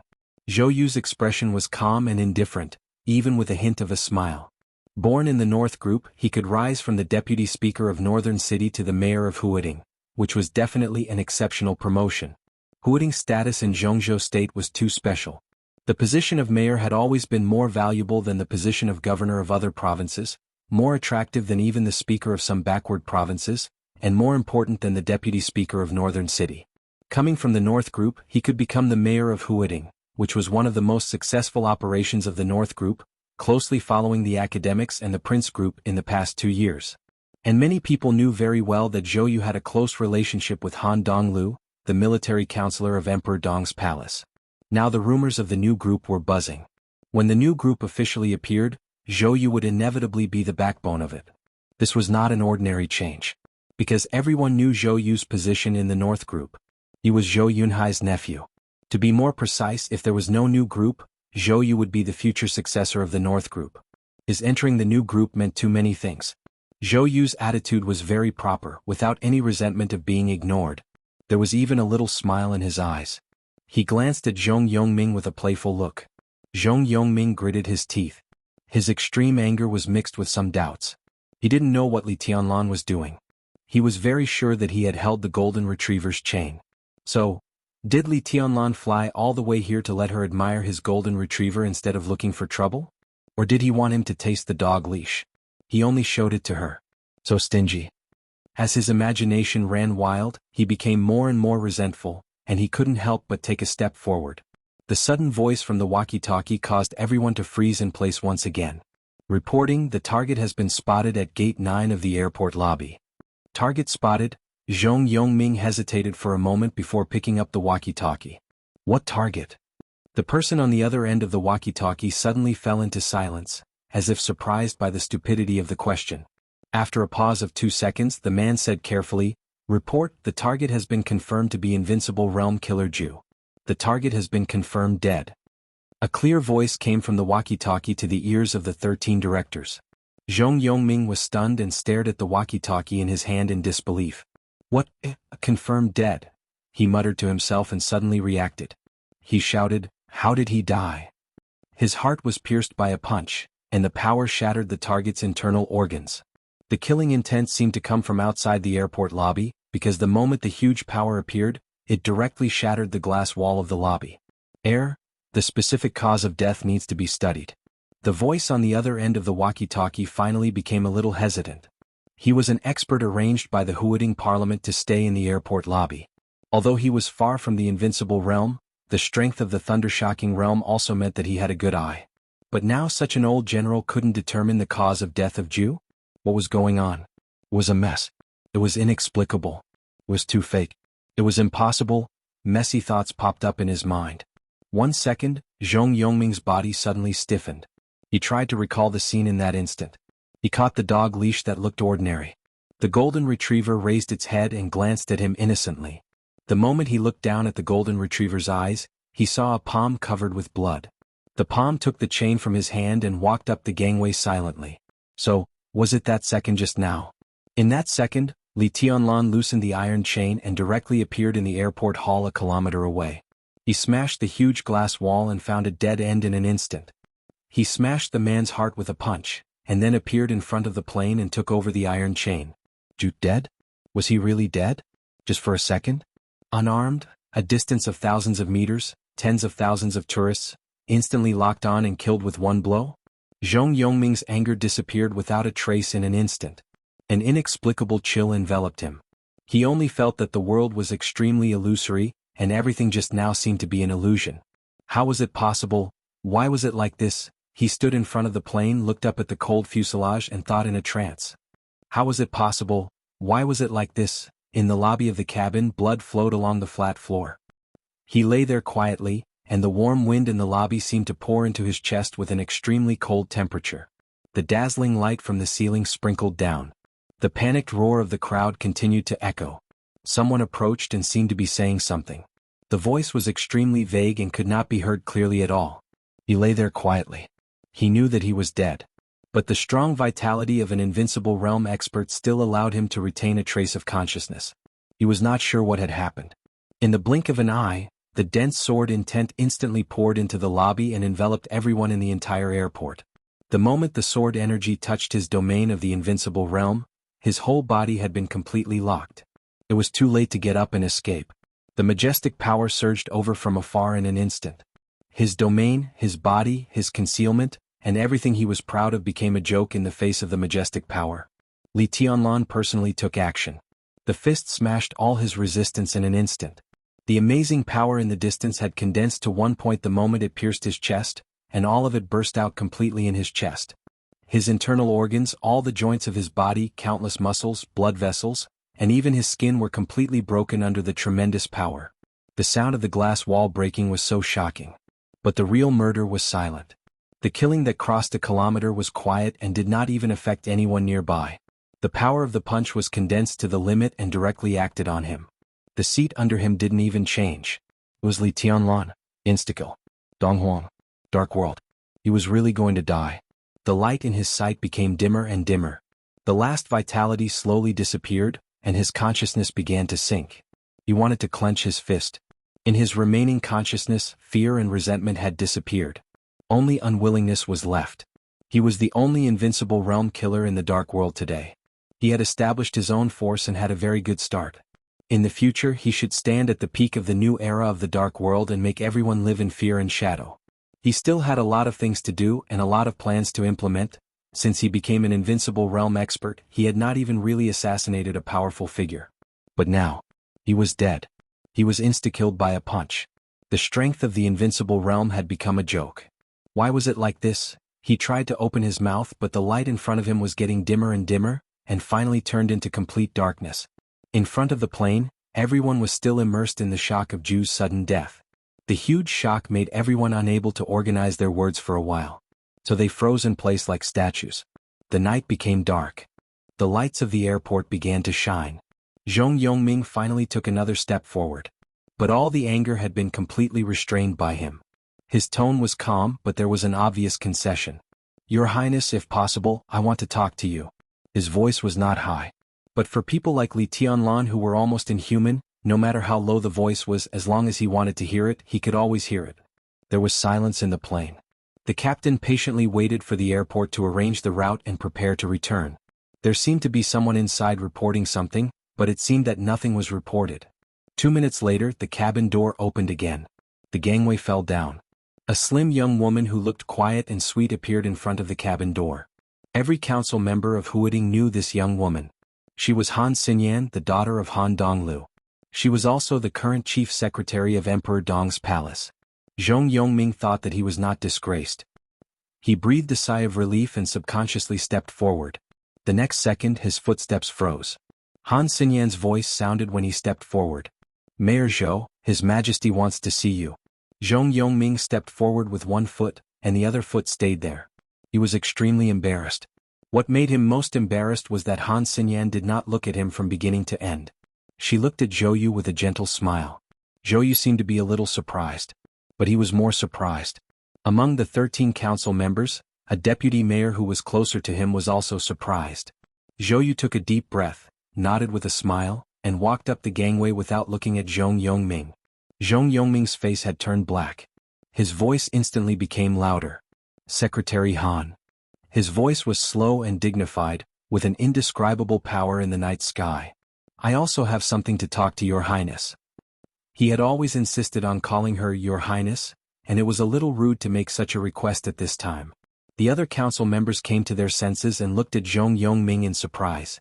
The council members who were still immersed in the despair of death had only one thought at this time. Does the chairman want to die? Zhou Yu had already walked up the gangway. At the cabin door, Han Xinyan glanced at Zhong Yongming with no expression and said lightly, "His Majesty said he doesn't want to talk to you. Mr. Chairman, please behave yourself." Chapter 921. The interior of the private plane was spacious, but it was not extravagant and luxurious. Every detail was exquisite and comfortable. Zhou Yu walked into the cabin door. Led by Han Xinyan, he passed the rest area and was finally taken to the brightly lit reception area. Soft leather sofas were arranged regularly, and the carpet was as soft as cotton. Soft music was playing in the reception area, and a fruit plate was placed on the crystal tea table in the center of the sofa. When Zhou Yu walked in, Li Tianlan, who was a little pale, was pouring water into the teapot. It was just a simple act of pouring water. He put the tea leaves in the teapot and poured hot water into it. After a while he poured the water into the cup. There was no technical content at all. But the tea leaves were good or very good. So as the hot water was poured in, the fragrance of the tea quickly spread. Li Tianlan, who was pale, seemed to feel the footsteps. He raised his head and stood up with a smile. Zhou Yu subconsciously quickened his pace. He passed Han Xinyan and took the initiative to stretch out his hands to Li Tianlan. "Your Majesty." Li Tianlan reached out his hand and shook it tightly with him. He patted him with the other hand and smiled apologetically. "Mayor Zhou, I'm sorry. I thought I was still in Northern City. I just came out of the desert and was so busy. If Xinyan hadn't reminded me just now, I'm afraid we would have missed this meeting." This explanation was detailed and sincere, full of sincerity. Zhou Yu was obviously a little excited. He shook his head harder and said with a smile, "Your Majesty, you don't have to say that. I can totally understand. Emperor Dong's palace and Xinyuan City have been developing very well recently. But there are many things that need Your Majesty to worry about. I'm honored that Your Majesty remembers me." Li Tianlan shook his head with a smile. "We're all on the same side. Don't stand on ceremony. Please sit down, Mayor Zhou. Your Majesty, you can just call me by my name. I'm older than you. If you don't mind, you can call me Old Zhou." Zhou Yu sat down with a smile. Han Xinyan, who was bending over to pour tea, trembled slightly and the tea almost spilled out. "Old Zhou." This form of address was so novel that even Zhou Yu would find it strange if he were to say it himself. At the age of 42, he was one of the youngest governor-general officials in Zhongzhou State. Only Zhou Yuanshan, Wang Jingxin and a few others could be on par with him. With this position and his age, it was not appropriate to say that he was in the prime of his life. He could be said to be young and promising. It was estimated that Zhou Yu had never heard such a title like Old Zhou since he entered the official career. It doesn't matter how I address you. Li Tianlan smiled casually and handed a cigarette to Zhou Yu. No matter what you call me, Brother Zhou is someone I respect. I really hope that Emperor Dong's palace can have more pillars like Brother Zhou, but it seems to be a bit whimsical. These words were undoubtedly flattering to Zhou Yu. But what Zhou Yu cared about and was most excited about was Li Tianlan's description. Pillar. This meaning was clear and unambiguous. What it meant couldn't be more obvious. He took the cigarette, lit it, took a deep breath and said with a smile, "Speaking of pillars, His Majesty is the biggest one in Emperor Dong's palace. In all aspects, only with His Majesty can we have space to play and enough motivation." Han Xinyan took 2 steps back and watched the conversation curiously. Qin Weibai said that she was now qualified for the job of Chief Financial Officer of Emperor Dong's palace. In terms of professional ability, she had no problem. But in the end, she was just a young woman 1 year older than Li Tianlan. Li Tianlan was very young, but his personal strength and the support behind him were enough to support him to stand at the highest peak and enjoy the scenery. But Han Xinyan didn't think she was qualified. She still had too much to learn. It was easy to be a secretary, but it was extremely difficult to be Emperor Dong's secretary. So she was learning and improving herself all the time. Zhou Yu was undoubtedly a person worth learning from. Li Tianlan observed Li Tianlan's words and actions. He saw Li Tianlan say mushy words in the most normal, natural and completely sincere manner, and put on a humble posture. He naturally flattered Li Tianlan and changed the topic from a member of Emperor Dong's palace to a member of Emperor Dong's palace. He expressed his loyalty straightforwardly but not abruptly at all. Although the conversation had just begun, both sides seemed to have received satisfactory answers. Han Xinyan stood aside, deep in thought. Li Tianlan was silent for a moment with a cigarette between his fingers. Then he said slowly, "Of course, in some ways Brother Zhou and I are completely one.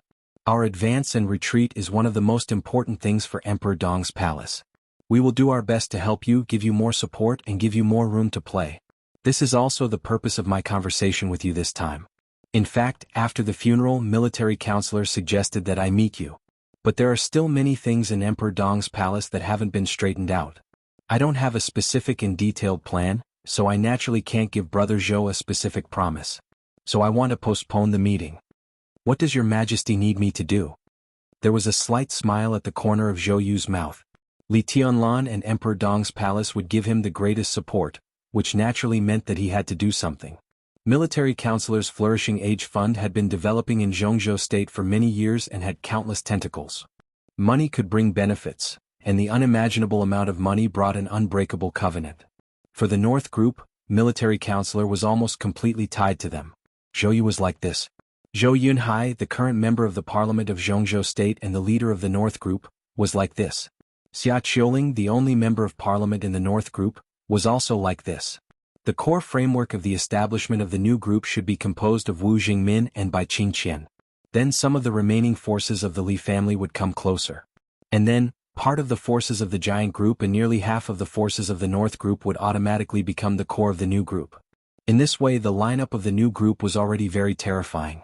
But after the emergence of the new group, if the support of the giant group and the North Group was excluded, when the honeymoon period with the Southeast Group was over, the power of the new group still seemed a little immature among the several old groups. Li Tianlan would give them support but not too much. It was not that he didn't want to, but he couldn't care less. He wanted to establish a new group to gain support, not simply to support others. So many things needed to be fought for by himself. Zhou Yu was very clear about this. And from the North Group to the new group, it was not a matter of a word or a statement. He also needed to do something to prove his position and consolidate his position in the new group. Li Tianlan glanced at him with a chuckle and asked, "I heard that Zhong Yongming has a strong desire for control? Is he also strict about some things in Huading's municipal government?" Zhou Yu's eyes flashed and he said with a faint smile, "The speaker does care about the work of the municipal government, but he doesn't intervene in specific things, especially sensitive ones." From another perspective, this sentence also seemed to indicate that Zhong Yongming couldn't intervene in some of the work of the municipal government, especially the sensitive things. Li Tianlan narrowed his eyes and glanced at Zhou Yu. Zhou Yu was the mayor and Zhong Yongming was the speaker. Although Zhong Yongming was one level higher in rank as a member of parliament, in fact in Huading's system, the mayor could not be regarded as the speaker's subordinate, but the speaker's partner. Although Zhou Yu's rank was one level lower, he was the successor of the North Group, which was enough to make up for some of his disadvantages in rank, so he had the conditions to be a strong mayor. The only thing he lacked was some support.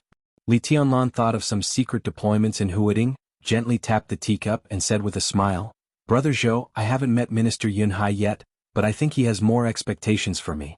So does Emperor Dong's palace. The pillar of Emperor Dong's palace should be someone who can control the overall situation. I can't give him a long-term plan, but at least I can set a short-term goal." He paused and smiled. "Huading is beautiful, I like it very much." Zhou Yu's eyes became extremely hot in an instant. He smiled gently and nodded, "I see." Through the cabin window he looked at the brilliant lights outside the airport. After a moment of silence he said softly, "I like it here very much too." Li Tianlan nodded, "I'll go to Yuzhou as soon as I finish some things in Tianan. If possible I'll give you some support." Zhou Yu's heart suddenly jumped. He took a deep breath and said yes. Joining the new group was not only because the binding of interest between them and military counselor had become unbreakable, but also from the perspective of the North Group, the new group had a promising future. Not to mention that Zhou Yunhai had more expectations for him, even Zhou Yu himself had more expectations for himself. He was already the mayor of Huading. Further, a senator. Further, a director. In recent years, the declining North Group could barely maintain a director's position, and its ranking was getting lower and lower. But the new group was different. The combination of Wu Jingmin and Bai Qingqian had stabilized the framework of the new group. 5 years later, Zhou Yuanshan of Jiangxia had the qualification to soar. Whether it was the new group or the giant group, Zhou Yuanshan would be the #1 figure in Zhongzhou state that they would promote. Maybe 10 years later, maybe 15 years later. At that time, Emperor Dong's palace would be unparalleled, and it was almost impossible for Zhou Yuanshan to encounter any strong competitors. Although Zhou Yu was a few years older than Zhou Yuanshan, to put it more exaggeratedly, even after 20 years he was still relatively young and vigorous in his current level. He could completely keep up with Zhou Yuanshan's pace. As long as he could get the approval of Emperor Dong's palace, when Zhou Yuanshan took over, there would inevitably be a position for him among the directors around him. And it would be a position of absolute power. Now the opportunity was in front of him. If he could settle Zhong Yongming in Huading and satisfy Li Tianlan, then in the future, Li Tianlan would certainly satisfy him. At this moment his thoughts were the same as Gu Xianyan outside the cabin. This trip was not in vain. Zhou Yu thought of the upcoming decisive battle in Beihai. He thought of a series of possible situations after the decisive battle. This was an opportunity for the new group to expand rapidly. It was also an opportunity for him. Zhou Yu made up his mind. He looked at Li Tianlan and said seriously, "Your Majesty, at the end of the year, I will invite Mayor Ning of Shenyuan City to Huading for an exchange." Li Tianlan's eyes lit up. Ning Qianqing was the mayor of Shenyuan City. In Shenyuan City without a speaker, the mayor was the top leader, and the chief administrative officer in Shenyuan City was similar to the mayor of Huading. Normally, only the top leader of Huading could invite the top leader of Shenyuan City to Huading for an exchange. This completely showed Zhou Yu's confidence. "Very good." He nodded and laughed. The phone suddenly rang. Han Xinyan picked up the phone, walked aside and whispered, "Hello." Less than a minute after she left, she walked back quickly and stood beside Li Tianlan, a little hesitant. Zhou Yu subconsciously wanted to get up and leave. Li Tianlan waved his hand and said calmly, "There are no outsiders. Just say it." Han Xinyan hesitated a little, nodded and whispered, "Your Majesty, there is news from the sanatorium in Yuzhou." She paused and whispered, "Li Shi just woke up. She wants to meet you." Chapter 922. Within a short period of time after he woke up, the sanatorium was bustling with activity. This sanatorium was the property of the giant group. In the past, it received some retired elderly or wounded people in the group. In more than 2 years, batches of the most advanced medical equipment were continuously sent to the hospital. The hospital was also constantly introducing talents, organizing exchanges and learning experiences. At present, this sanatorium, which had no specific name and was not open to the public, could be said to be the world's top level in terms of hardware equipment and medical technology. Situt Sangyue Wei Kunlun Gongsun Qi Li Wangxing Tribulation Dongqing Rushi, Li Shi, all of the people with great backgrounds had stayed here before. 2 years had passed. The wounded people who came out of the chaos that swept the whole dark world left the sanatorium one by one. Tribulation and Dongqing Rushi were transferred to Tianan. Wei Kunlun still stayed here to hold the fort. But in the sanatorium, Li Shi was the only seriously injured person who was really important and seriously injured. So the whole sanatorium seemed to be in an uproar as soon as she woke up. Wei Kunlun was the first to walk into the ward. Then came the director, the deputy director, the directors, the attending physicians, the head nurse. A group of people came in one after another in a mess. Until he saw Li Shi frowning obviously, Wei Kunlun spoke slowly, motioned several attending physicians to stay, and sent the others out. After some simple examinations, it was confirmed that Li Shi's body was still very weak, but it was normal. At Li Shi's strong request, she took a bath with the help of the nurse and simply ate something light. The doctor brought a bottle for her, which was some medicine that could help her recover quickly. Li Shi was silent and let the doctor do his work. Wei Kunlun stood aside like a shadow watching all this quietly. After more than an hour of busy work, when the doctor with a relaxed and optimistic expression left the ward, Li Shi, who seemed to be silent most of the time, finally raised her head and glanced at Wei Kunlun. "Madam, although I know you may know me, I still want to introduce myself. I am Wei Kunlun, the current deputy palace master of Emperor Dong's palace, codenamed Saint." This sentence contained a slow amount of information from beginning to end. Li Shi, who had been in a coma for 2 years, obviously did not wake up, so she was silent for a long time. He called himself Madam. Emperor Dong's palace. Saint.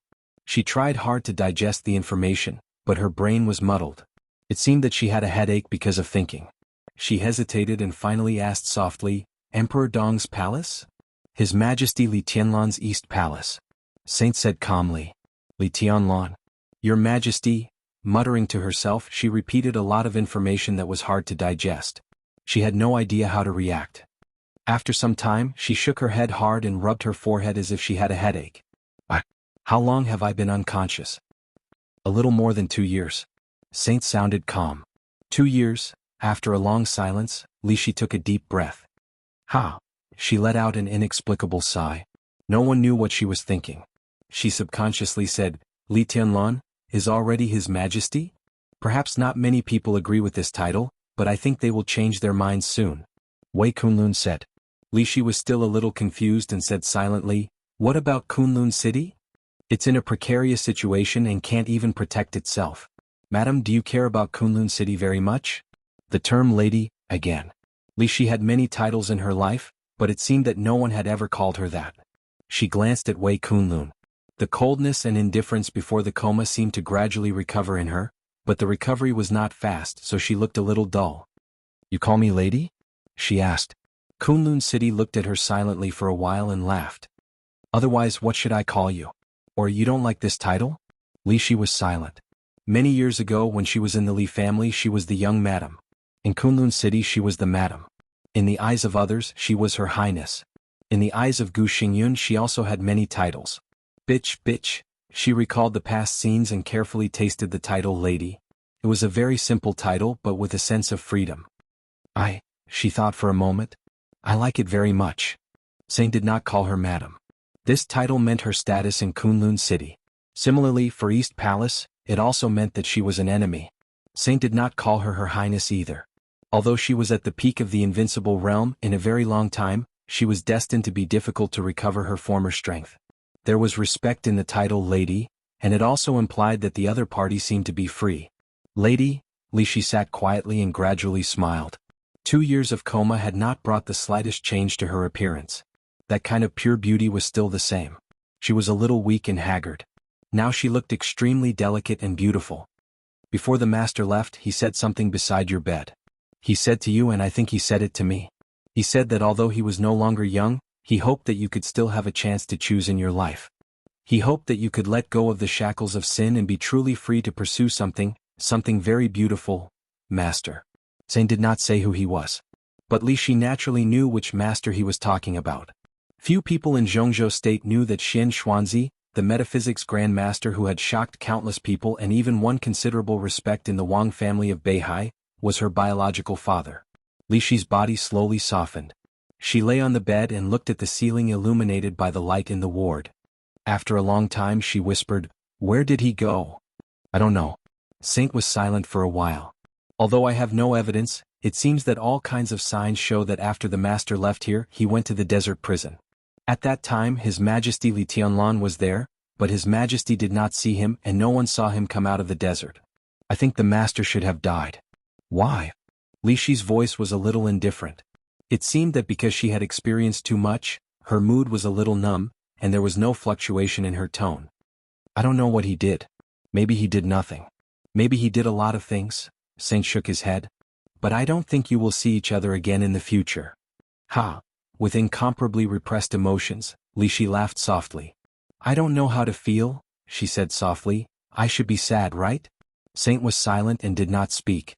Li Shi looked at the ceiling for a long time and whispered, if possible, I hope to see Li Tianlan. His Majesty. Right here, can you ask him to come? Saint nodded and took out his mobile phone. I'll report now. Chapter 923. After the phone call, Saint did not say anything more. He just said that His Majesty was in Huading and would come over soon. Then he left Li Shi's ward. With Li Shi's awakening, whether she would leave or stay was not what Saint cared about the most. After sitting in the sanatorium for nearly 2 years, he was a little tired of it. With Li Shi's awakening, his task was almost completed. The deputy palace lord of Emperor Dong's palace was in charge of Tiannan. He took some time to complete the handover with the military counselor. With the military counselor's assistance, he was in charge of the intelligence and secret forces of Emperor Dong's palace. This was the future he was looking forward to more than staying in the sanatorium. He walked out of the ward and closed the door. The moment the door closed, he peeked into the ward through the gap. In his sight, Li Shi sat up, reached out to hold her knees, and quietly looked at the night outside the window. No one knew what she was thinking. Saint shook his head and smiled. The door closed and the whole world seemed to become quiet. The night outside the window was quiet and deep. Although it was cold in winter, there was no wind, frost, rain, or snow tonight. The street lights in the sanatorium were lit, blending with the moonlight and reflecting light in the night. It was quiet, gentle, and spacious. Everything in his line of sight was like an oil painting that had been completely frozen in darkness. It was slightly heavy, yet it carried a wisp of indescribable lightness. Li Shi sat on the bed in a daze, looking out of the window. It seemed that she had not completely woken up from the coma of more than 2 years. She was a little confused, and there seemed to be 2 personalities in her mind. One was recalling in a mess while the other was thinking in a daze. The pictures of the first decades of her life kept flashing in her mind. They were not in a coherent world but were unconstrained. They were about her father, her daughter, Kunlun City, the Li family, countless scenes, countless smiling faces and countless mockery. Wind and rain, ups and downs. Perhaps they were all very interesting stories. There were those who endured humiliation, those who were overcome with emotion, those who were at a loss, those who were in high spirits, and those who were completely disheartened. The images that flashed in his mind began to arrange themselves in order. Li Shi thought quietly, recalling her life. She did not lose her memory, but she remembered many things. In her memories, she looked at the people who played an important role in her life, but she could not find her place. Muddle-headed, a walking corpse. What have I been doing all these years? Or what did he do? The past was like the wind, but the memories were like the tide. Her thoughts had only just begun, and the endless past had already completely drowned her in the next moment. She saw Gu Xingyun and the Gu clan who had endured in the past. He saw the arrogant Li Kuangtu of the past. He saw Wang Tianzong, who used to be silent and a little dull. He saw Li Honghe, who stood at the peak and protected Zhongzhou state and the Li family wholeheartedly. Every single one of them was vivid in his memory. Everyone has a meaning. What about himself? He had lived for more than 50 years. Apart from becoming a tool used by others to achieve some conspiracy, what meaning did his life have? Perhaps the answer to this question had already been found after the case of treason. More than 20 years passed quickly. Until today, Li Shi finally determined that the only meaning of her life might be to pierce the man's chest with her sword. Countless laughter, happiness, longing, expectations, and promises had all turned into bubbles along with that sword strike. Fresh blood flowed down from the blade. He collapsed, laughing wildly. Everything after that, until now, was a paleness that she did not want to recall. Li Shi took a breath gently. She seemed to feel a little cold and subconsciously held herself tighter. Your emotions are a little confused. She didn't know how much time had passed. In the extremely quiet room, an indifferent voice suddenly sounded in Li Shi's ears. Li Shi, who had been completely immersed in her memories, suddenly shook and raised her head subconsciously. Li Tianlan stood by the bed and looked into her eyes. His expression was calm. How do you feel? Li Shi looked at him in a daze. After a while, she shook her head and said, I'm fine but not very good. It will take some time. Li Tianlan nodded and did not choose to sit down. He just said in a calm voice, Go ahead. He stood by the bed motionless. The black windbreaker wrapped his body, and the complicated golden lines on the windbreaker shone softly and slightly under the light, but every ray of light was like the sharpest sword light. Li Shi quietly felt the aura, laughed at herself and whispered, "I know the East Emperor Palace, but the East Emperor Palace has become the East Emperor Palace. Now you are really qualified to be called Your Majesty." Li Tianlan did not speak. "How is she?" After a moment of silence, Li Shi continued to ask. This question was a bit abrupt. But Li Tianlan could basically be sure who she was talking about. Li Tianlan's mouth twitched. "You care?" Li Shi hugged her body tightly and leaned against the corner of the wall. Such a posture might look a little delicate and pitiful on others, but on her, it was a kind of lifeless sadness. "Do you want to say that I don't deserve it?" Li Tianlan narrowed his eyes. His expression was still calm, but his voice became a little cold and hard. "She will be fine. Thank you." Li Shi whispered, No, forget it." Li Tianlan nodded. "If there's nothing else, I'm leaving." "I thought you would have something to ask me." Li Shi laughed at herself again. "Do you already know, or ask you what?" Li Tianlan looked at Li Shi quietly. "Ask if you are my mother?" Li Shi's palms suddenly clenched and she seemed a little nervous. "Am I? What do you think?" Li Tianlan laughed. Li Shi stared at Li Tianlan's eyes in silence. There was a smile in her eyes, but there was no emotion in her smile. "Yes and no," she whispered. Li Tianlan nodded and said yes. "When did you know?" Li Shi asked. "After the chaos was over. When I returned to Yuzhou, I asked a lot of people about Mormons, but it doesn't matter. I don't know anything and I don't want to know. It doesn't matter." "Escape." Li Shi's eyes were a little deep. "Refuse to forgive them, or you think too much." Li Tianlan smiled. "I don't hate anyone, let alone forgive them. I don't want to know and they don't seem to want me to know. Things have come to this point, but there is no need to point it out. It's good to know. I have suffered a lot since I was a child, but Grandpa is very good to me. I have no resentment in my heart, not at all. Moreover, some things don't need to be changed. Whether my surname is Li or Dongqing." He was silent for a while and said faintly, "We are all together. We are all a family. What's the difference?" Li Shi lowered her head silently. Li Tianlan waited for a while. Just when he wanted to leave again, Li Shi spoke, but it was a topic that had nothing to do with his life experience. "In fact, I think I really liked Gu Xingyun, even loved him," she said softly, and her voice was like a dream. Li Tianlan raised his eyebrows. "So maybe I'm really a fickle woman. My father wanted to be in power at that time. Things like fate really exist. He could see the strong fate of the Gu family at that time. According to him later, even if there was no treason case, the Li family was doomed to fall. So in the days when the Gu family was humble, I was sent to Kunlun City by him. At that time, Gu Xingyun was not like now." She thought for a while and suddenly found that she had no specific impression of Gu Xingyun over the years. She couldn't help laughing again. At that time he was very simple. Although he had some ambitions, they were in the ordinary category. He didn't have so many resentments later. I think he also liked me at that time. He liked me very much, but later I appeared beside Li Kuangtu. At that time, Li Kuangtu didn't have to get me. He just met me occasionally in the Gu family and said I was beautiful with a smile. He didn't even ask my name.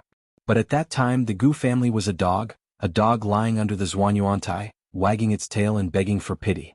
So that night I was sent to Li Kuangtu's home by Gu Dongqing. Naturally that night I went to Li Kuangtu's bed. Although I was reluctant, I couldn't resist. Gu Xingyun resisted, but one of his arms and one of his legs was broken.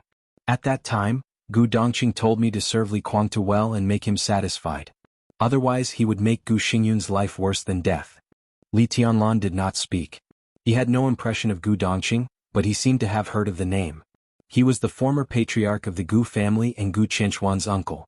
When he was the patriarch, Gu Xingyun's branch was not outstanding, and Gu Qianchuan's branch was the orthodox of the Gu family. Li Tianlan thought of the information he got from the Lu family in Huading and the Heshabi, and his imagination ran wild. Li Shi said unhurriedly, "At that time, although I was with Gu Xingyun, my body was very clean." Li Kuangtu looked very satisfied, as if he had got a new toy. "At that time I could be said to have used all my skills to tie him to me." About 4 months later, I walked into Li Kuangtu's circle of friends at that time and met Wang Tianzong, Lin Fengting and Summer Solstice. A year later I met Li Honghe, the god of war of Zhongzhou State at that time. The day after I met Li Honghe, I returned to the Gu family by myself. You can't imagine how I felt when Gu Dongqing, who used to be superior to me, bowed to me. I met Gu Xingyun. Gu Dongqing was indeed a good dog. He was afraid that something would happen between me and Gu Xingyun, so he kept a close eye on us throughout the meeting. I made a request to them. I could stay in the Li family, but the Gu family must do their best to cultivate Gu Xingyun. Stay in the Li family? Li Tianlan's tone was inexplicable. I did stay in the Li family. You may not believe it. Li Shi smiled. Her voice was a little sarcastic. Gu Dongqing is really a good dog. He not only wagged his tail and begged for mercy to the Li family, but also had an almost abnormal loyalty. You haven't heard that loyalty is loyalty. At that time, Li Guangtu just said that I was beautiful and he could send me over that night. If Li Guangtu didn't mean me at that time, but his daughter or his wife, Gu Dongqing could also send them over. In those years when I stayed with Li Guangtu, her only requirement for me was to serve Li Guangtu well and take care of his daily life. She didn't have any other requirements. The day after I met Senior Li, he could bow to me.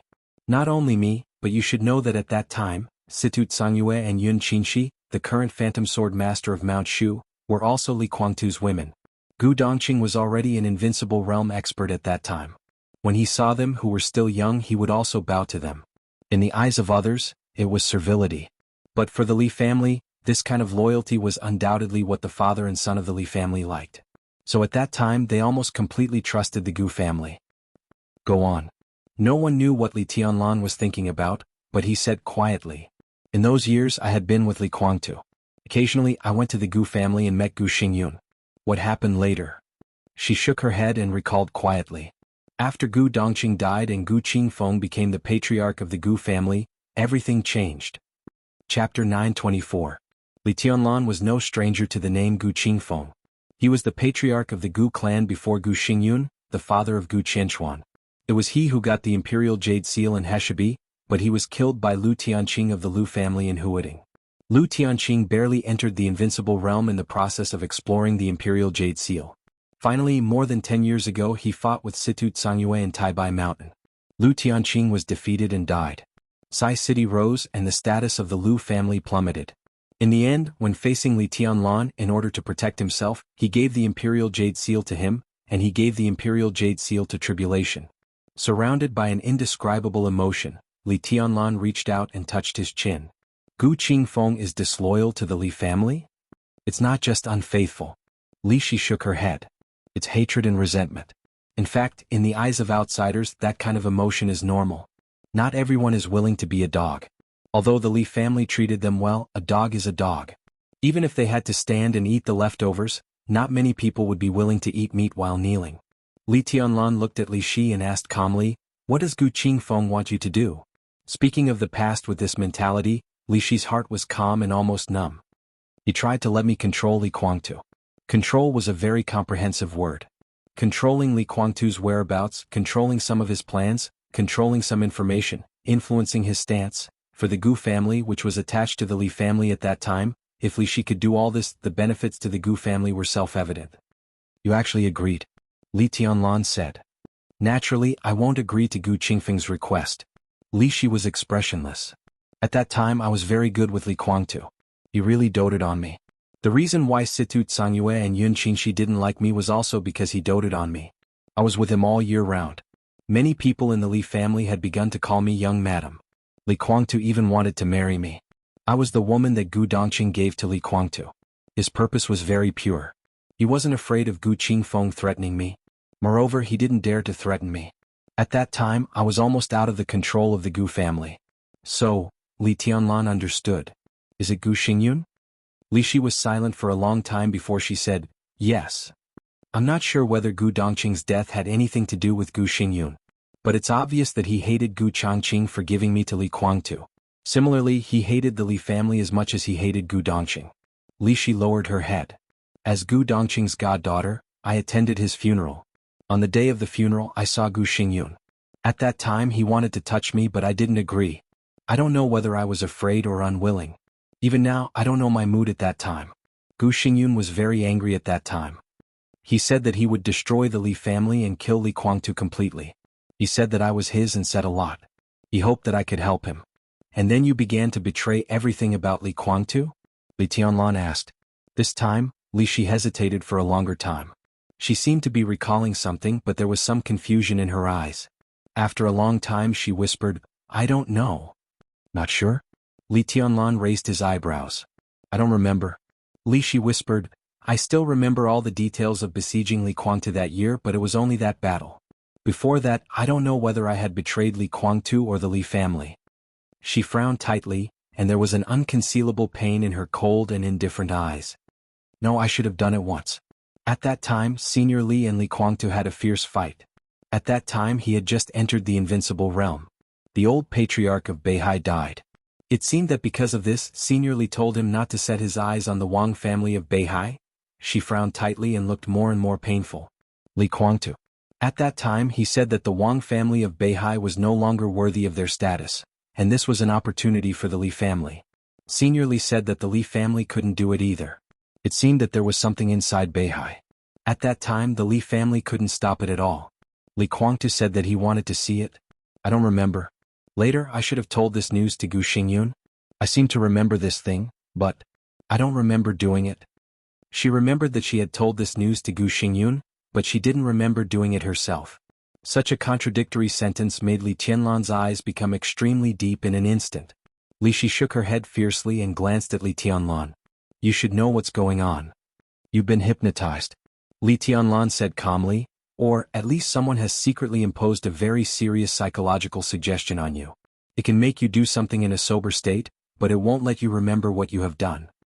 Obviously, there is at least one real master in the spiritual field in Kunlun City, and it is very likely that it is Gu Xingyun himself." Li Tianlan twitched the corner of his mouth and whispered, "It's really deep to hide." "Maybe," Li Shi murmured to herself. In fact, at that time the Gu family had already secretly planned to take action against Li Kuangtu, but it was just a plan and there was no breakthrough. However, after knowing Li Kuangtu's ambition, the Gu family confirmed the plan and let some hidden pawns take action to provoke the relationship between the Li family and the Wang family of Beihai. During that time, Senior Li was very busy. Li Kuangtu was arrogant and disdained to explain those provocations on the surface. Sometimes, in order to test the attitude of some forces of the Li family in the Southeast Group, he even chose to acquiesce. The plan went very smoothly. Before they were sure to take action, Summer Solstice took the initiative to find Gu Xingyun. Gu Xingyun and several invincible realm experts took dozens of thunder-shocking realm experts to besiege Li Kuangtu. Summer Solstice took action at the most appropriate time. When the murderous weapon of the Li family was about to fire, she destroyed the infinite sky and seriously injured Li Kuangtu.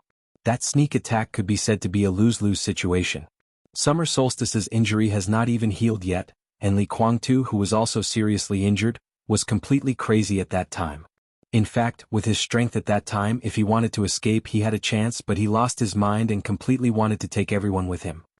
Li Shi smiled bitterly. "So I appeared in front of him and pierced his heart with a sword. I remember all the scenes of that battle very clearly. The Gu family stole my newborn child and threatened me with the lives of the child and my father to kill Li Kuangtu. I was really shaken at that time. Maybe the Gu family magnified the psychological suggestion in my heart at the moment I was shaken and gave me enough reasons. In fact, when I took that sword I regretted it. When I was in the air I cried. Li Kuangtu also saw me and hesitated for a moment. In less than a second the treason case happened, and the Li family ended." "The Gu family stole your child?" Li Tianlan asked. "It's my daughter." Li Shi's eyes were a little dazed. "My daughter and Li Kuangtu's were in the Yuzhou military headquarters hospital at that time. It was the hospital with the best conditions at that time. In terms of obstetrics and gynecology, there were more authoritative doctors." She raised her head and took a deep look at Li Kuangtu. "So, at that time many pregnant women with status would choose to give birth there. I was like this." She hesitated for a moment and said in a voice without any emotion, "So was Bai Qingqian." Li Tianlan was expressionless and did not move. The situation at that time was actually very tense. A few days after the treason case, Senior Li left Yuzhou and went to Beihai. At that time, the Li family and Beihai had almost completely turned against each other. Senior Li seemed to want to save something. I was a pregnant woman, and there were not many people taking care of me. There were several female experts of the Li family. At that time, no one thought that there would be any problem. After all, the Li family had not fallen yet. Who dared to hurt me? But the accident happened. Gu Xingyun sneaked into the hospital in person. At that time he thought that there were no big shots in the hospital. No one could find him. Oh, no one found him at that time, but there were still big shots. At that time, Dongqing Hongguang, the minister of the military headquarters, was in the hospital. Because on the same day that I gave birth to my daughter, Bai Qingqian also gave birth to a son for the Dongqing family. They were born on the same day in the same month of the same year. Li Tianlan took a deep breath and did not speak. I was a little weak after delivery. Because of the anesthesia, it was difficult for me to move, so I was not very clear about a lot of things. But in the process of cleaning up after the baby was born, it was said that a soldier rushed in directly, laughed and called him godson, and took my daughter away. When the nurse found out that she had taken the wrong person and chased out, Gu Xingyun walked in. At that time there were two babies, a boy and a girl in the room. One was a child of the Dongqing family and the other, Li Shi smiled. He knew that I gave birth to a daughter, so he didn't touch the boy but took away the girl who was also just born, and me. When the Dongqing family found out that the soldier had taken the wrong child and took the child that really belonged to their family back, they found that the mother of the girl they had been holding, that is, me, had disappeared. Li Tianlan's mouth twitched and he said in a low voice, "Who was the person who took your daughter out at that time?" "Thunder God of the Dongqing family," Li Shi said. Li Tianlan remembered Thunder God, who had accompanied him in the desert prison for more than a year, and he didn't know what to say for a while. Later the treason case broke out. The Dongqing family didn't give the child to Li Honghe until he came back. But I don't know why the granddaughter of the Li family became the grandson, and the grandson of the Dongqing family became the granddaughter. She looked up at Li Tianlan and suddenly said, "Do you think it was intentional or unintentional?" I heard that soon after, Bai Qingqian and Dongqing Wudi completely fell out. Although they didn't divorce, they basically broke up with the Dongqing family. They haven't returned to the Dongqing family for nearly 20 years. It wasn't until you appeared that they got back together. Li Tianlan stared at her silently. After a long while he said, "Oh." His expression was calm, and his tone was neither salty nor light. "You really don't care about these things?" Li Shi smiled. "It doesn't make any sense," Li Tianlan said calmly. "Maybe." Li Shi answered absent-mindedly, "After the case of treason, they forced me to kill the child who was mistakenly adopted. You probably know what happened next. I returned to Kunlun City and gave birth to Qingqing for Gu Xingyun. So many years have passed in a flash. Sometimes Gu Xingyun may be right. I'm really a bitch. I'm a fickle woman who likes the new and dislikes the old. I liked Gu Xingyun but eventually fell in love with Li Guangtu, but I gave birth to a daughter for Gu Xingyun." Her voice gradually became lower. If I could have made different choices at the beginning, it would have been great. Now I have," Li Tianlan said calmly. Li Shi's body trembled slightly and she didn't speak for a long time. "If you need any help, just tell me." Li Tianlan smiled. "As you just said, you are not my mother but you are my mother. Although no one is willing to admit this, I am still willing to help you do something." Li Shi was silent for a long time. "I have two daughters," she said softly with a trembling voice. "One is by your side and the other, I hope you can take her out and let her leave Kunlun City." "You are His Majesty. You can do it." "Anything else?" Li Tianlan asked. "It's not easy." Li Shi looked at him and her voice was pleading. Li Tianlan thought of the psychological hint on Li Shi and nodded. "Anything else?" Li Shi shook her head and whispered, "No. After this matter, if you don't mind, leave a place for me in Emperor Dong's palace." Divine Emperor of Nine Heavens. Chapter 925. Li Tianlan could not refuse Li Shi's request, let alone her request. She asked him to bring Li Qingqing back from Kunlun City. She asked for a place in Emperor Dong's palace. Li Shi's recovery period was destined to be long, but the damage to her foundation was not very thorough. She might not be able to return to the peak of the invincible realm in this life, but there was no problem for her to re-enter the invincible realm. Even if she really could not restore her original strength, her vision was still there. As long as she re-entered the invincible realm, she would definitely be an expert who could not be ignored among the experts in the same realm. Such a person joining the Emperor Dong's palace would undoubtedly further enhance the strength of the Emperor Dong's palace. Li Shi knew what he wanted. Li Tianlan knew what Li Shi wanted. Therefore Emperor Dong's palace could get her help, but it would not restrict her. Li Tianlan could totally afford a leisurely but transcendent position, as long as he could take Li Qingqing away from Kunlun City. There was no room for Li Tianlan to refuse. Even if it was not for the sake of Li Shi, for the sake of Dongqing Rushi, he had to do this. Just as he said to Li Shi. Li Shi was indeed not his mother. But if he married Dongqing Rushi, if Li Shi was not his mother, what was she? He took 2 steps in the room and suddenly said, "How did Kunlun City control Li Qingqing?" "Use poison." Li Shi's voice was a little sad. That is a kind of poison that suppresses vitality. Qingqing's martial arts talent is actually very good, but under the influence of that poison, it is difficult for her to enter the thunder-shocking realm in this life. I used to know that Gu Xingyun used poison. Now there should be some spiritual hints. Does she know? Li Tianlan narrowed his eyes. Not sure. Li Shi said, Gu Xingyun will not tell her and I dare not tell her. Suppressing vitality, Li Tianlan muttered to himself. Kunlun City has its own secret laboratory, one of which specializes in studying this toxin. Up to now, this toxin has been very mature and has been updated for many generations. This toxin is widely used in Kunlun City and is commonly used in Phoenix Pavilion. Phoenix Pavilion? Li Tianlan suddenly raised his head. This was also a name that he was extremely familiar with. The first time he heard this name was in East Island, and he heard it from Jiang Shangyu. Tell me about the Phoenix Pavilion. Li Tianlan looked at Li Shi and said slowly. It's a female organization controlled by Kunlun City. It's responsible for a wide range of areas including female killers, female spies, female stars, female officials and female tycoons. Most of them target them with beauty. She frowned and didn't go on, but Li Tianlan had obviously understood what she meant. How many people does the Phoenix Pavilion have? Li Tianlan asked. There are about 600 formal members. Their average age is 23 years old, and their appearance and temperament are the best. They have also been secretly developing for many years. There are the most professional teachers in the Phoenix Pavilion, including etiquette, dance, music, finance, politics, and even bed techniques. In all fields, as long as you want to learn, there will be people to teach you. Almost all the people who come out of the Phoenix Pavilion are mistresses that men dream of. Gu Xingyun uses his own channels to send these young and beautiful women to their targets and give them the life they want. In return, they will use their men to help Kunlun City in some aspects, which is mutually beneficial. For example, you can probably understand the quality of the Phoenix Pavilion. There is now a thunder-shocking realm assassin named Du Hanin in Emperor Dong's palace. She was once targeted by Gu Xingyun and intended to be the target of Phoenix Pavilion. In the evaluation of the Phoenix Pavilion, Du Hanin's evaluation level is A, not only because of her appearance, but also because she has the wind vein. Because she has the wind meridian, she has an extra level. If it's just her appearance, she's probably B+.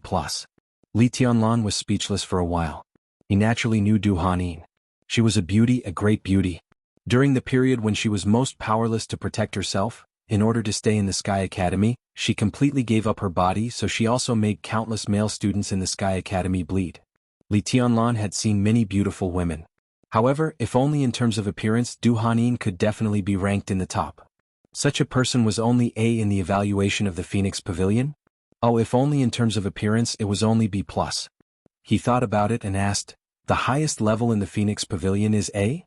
The highest level is X, then S, A and B. The lowest level is B. Li Shi's voice was calm. Li Tianlan couldn't help laughing. Du Hanin's appearance is only B+? I'm very curious. Who is the X level? What kind of woman can be the X that Gu Xingyun envisioned? Li Shi's voice was still calm. Qin Weibai is X. Li Tianlan paused, raised his head and looked at Li Shi. The room seemed to become silent in an instant. Endless sword energy surged and boiled in absolute silence, completely enveloping Li Shi's body in an instant. Li Tianlan's arm hung down. His palm gradually glowed and became colorful. The incomparably gorgeous luster flowed in his palm, and in the blink of an eye, it turned into a startling scarlet. Li Tianlan looked at Li Shi, expressionless. I'm willing to respect you, but only if you deserve my respect. Nonsense, do you want to die? Li Shi felt the sword energy around her almost pointing at every vital part of her body. Her eyes subconsciously stared at Li Tianlan's palm. The scarlet light kept shrinking and shrinking. In the light, she felt a kind of pure sword energy full of destruction. Her body trembled instinctively under the huge threat, but her heart and voice were still calm and shocked. Phoenix Pavilion will put every qualified target on the list, but it doesn't mean that they are people of Phoenix Pavilion. If they are on the list, it means that Kunlun City wants to target these people, but it hasn't found a chance. I don't want to anger you, but I can say responsibly that Qin Weibai is indeed on that list, and she is the only X. Although she is not in Phoenix Pavilion, as long as there is a chance, Gu Xingyun will definitely get her to Phoenix Pavilion at all costs. Below the X level is the S level. At present there are more than 10 people on the S level list in Phoenix Pavilion, but only 3 really belong to Phoenix Pavilion. The first is me, the second is Qingqing, and the third is a girl who joined Phoenix Pavilion a few years ago, named Gu Xianyan. In addition, Wang Yuetong and Nalan Shuring of Beihai, Situt Sangyue of Sai City, Flaming Fire of Samsara Palace, King Tong of the Rothschild family, Dongqing Rushi of the Dongqing clan. They are all on that list, and they are the targets that Gu Xingyun wants to target. As for the A-level, Phoenix Pavilion currently has 30 people, and the candidate list is longer. Tell me who you know. Your secretary Han Xinyan and your sister Dongqing Qiuqi are on the A-level candidate list of Phoenix Pavilion. Li Tianlan laughed. The infinite sword intent slowly converged, and his anger began to fade, but his eyes gradually carried a trace of extremely dangerous and cold aura. This list is authoritative enough. His voice was gentle and soothing. Who gave him the guts to make such a list of candidates? Who gave him the courage? Oh, it's just a list. At least so far, Kunlun City hasn't done anything to the people on the list. Li Shi said. Li Tianlan sneered. That was a load of crap. Anyone on the list could be involved in a behemoth, and some even had the peak individual strength such as Situt Sangyue and Flaming Fire. However, with the current strength of Kunlun City, Gu Xingyun might not even be a match for Flaming Fire. If they were on the list, Gu Xingyun would at most think about it. If this was his ambition, it would be too wild. However, he dared to make this list, which was already a capital offense in Li Tianlan's eyes. I don't want to provoke you by saying this. You should be very clear that you can kill Gu Qianchuan, but you can't touch Gu Xingyun now. It's not the time yet. You help me bring Qingqing back, and I will do my best to help you destroy Kunlun City little by little. Li Shi whispered. Li Tianlan stood where he was and took a deep breath. All the irritation and ferocity in his heart were suppressed by him. This is a deal. Li Tianlan said calmly, deal? The light in the ward slowly fell. Under the light, Li Tianlan's figure became illusory, blurred, false, and finally completely void.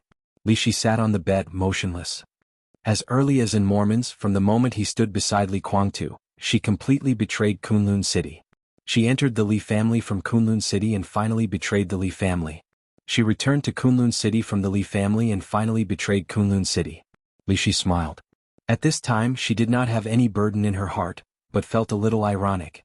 In the past many years, except when she was affected by psychological suggestion, every time Gu Xingyun pressed on her, every time he slapped her, and every insult fell into her ears, she thought of the same thing. One day she would let Gu Xingyun die a horrible death. She used to love him. But later she fell in love with Li Guangtu. Her feelings for Gu Xingyun gradually turned into hatred. Naked, crazy, extreme, and hysterical. Her father, who sent her to Kunlun City that year, had left.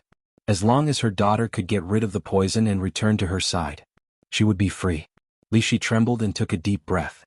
Her heart was full of comfort. Once again she clearly smelled the taste of freedom. It was so strange and so beautiful.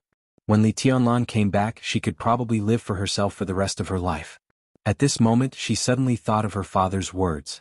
At that time Xian Xuanzi predicted that the Gu family would rise in Zhongzhou state and replace the Li family, so he sent her to Kunlun City. But the Gu family did not replace the Li family by the Gu family. In the future that Xian Xuanzi saw, the Wang family of Beihai and the Li family would completely fall out. After both sides suffered losses, the Gu family would take advantage of the situation to rise. Gu Qingfeng and Gu Qianchuan would enter the invincible realm. Gu Xingyun and Li Shi could reach the peak of the invincible realm. And the next generation, Gu Han, who had the heavenly king heart, also meant an absolutely beautiful future for Kunlun City. Such a lineup was already the top superpower in the dark world. However, all of this had changed the moment she was sent to Li Guangtu's side. What was even more ridiculous was that Kunlun City did not know that it had changed its beautiful future and embarked on a road that was doomed to be irreversible. Li Shi moved her body, lay on the bed and closed her eyes. The window seemed to shake for a moment. The space over the entire sanatorium suddenly twisted. A colorful sword light went up against the sky in an instant and went straight into the sky. In the sanatorium, Saint, who was chatting with Han Xinyan, suddenly raised his head. In his sight, the majestic and wanton sword light kept going up. It was like a rainbow crossing the sky. The abundant and sharp sword light illuminated the night sky of Yuzhou City, went farther and farther, and flew straight to the northwest. That was the direction of Kunlun City. Chapter 926. After dealing with the documents, Li Huaqing stood up from his desk. Just as he was about to eat something and rest, his secretary Ma Si knocked on his office door. Li Huaqing smiled at him and said, "That's all for today. Time to get off work." Ma Si also nodded with a smile and whispered, I just received a call from Minister Dongqing. Madam Li Shi woke up. Li Huaqing, who was already thinking about what to eat, paused for a moment and sat back at his desk. Is Li Shi awake? Murmuring to himself, he subconsciously tapped the table with his fingers. He was deep in thought. The sanatorium of the giant group was extremely closed. If there was no killing intent in such a place, there was no need to infiltrate his own people. Any invincible realm expert was the core combat capability in any country, and it could even be said to be the core trump card. No matter what Li Shi's identity was, her strength at the peak of the invincible realm was there. No one said anything when she was in a coma. But once she woke up, the sanatorium would definitely report it to its superior immediately, and finally, it would be conveyed to him. It should have been a few hours ago. Ma Si lowered her voice and said in a complicated tone, Li Tianlan didn't hide his whereabouts. He came directly to Yuzhou from Huading and entered the sanatorium. He should have come to see Li Shi. But at that time the news of Li Shi didn't come out, so we didn't know what he was doing in Yuzhou. Li Huaqing remained silent. In just a few hours, the news that Li Tianlan had killed the killer of the invincible realm with one blow in Huading had quickly spread throughout the dark world. First Gu Qianchuan, then Zhu. The two invincible realm experts were both killed by Li Tianlan with one blow. Li Tianlan was completely building his reputation as the East Emperor with bloody military exploits. When the news came out, Prime Minister Chen Fangqing called him. Li Huaqing didn't answer it as he couldn't see the undercurrent aroused by this news for the time being. However, according to the report of a director of Wuyue, Wang Qinglei had already arrived at Yuzhou province the moment he received the news. At this moment, the entire dark world must have fallen into chaos. 13th floor. Dong Huang, Shenyuan Feng, Li Tianlan. No matter what it was, no matter what the outside world thought of him, he was proving one thing to the outside world. There was no solution. Li Tianlan was at a loss. In this current era, he was truly an invincible existence. The death of Gu Qianchuan and Li Ju might not fully explain this, but Beihai, which was on the verge of breaking out, was destined to be the stage where Li Tianlan really ascended to the throne. At times like this, Li Huaqing sighed and whispered, what can he say to Li Shi when he comes to Yuzhou? Let her join Emperor Dong's palace. Ma Si thought for a moment and said, in the past 2 years, Emperor Dong's palace and Kunlun City's attitude toward Li Shi has been very strange. Moreover, when she was in Mormons, she stood with Li Guangtu and Lin Fengting. I think no matter what His Highness Gu Xingyun ordered her, he would not give her such an order. It's very interesting that after the end of Mormons, I collected information about Kunlun City. All kinds of signs show that in that chaos, Kunlun City sent not only Li Shi to Snow Country, but also a quite elite team of experts.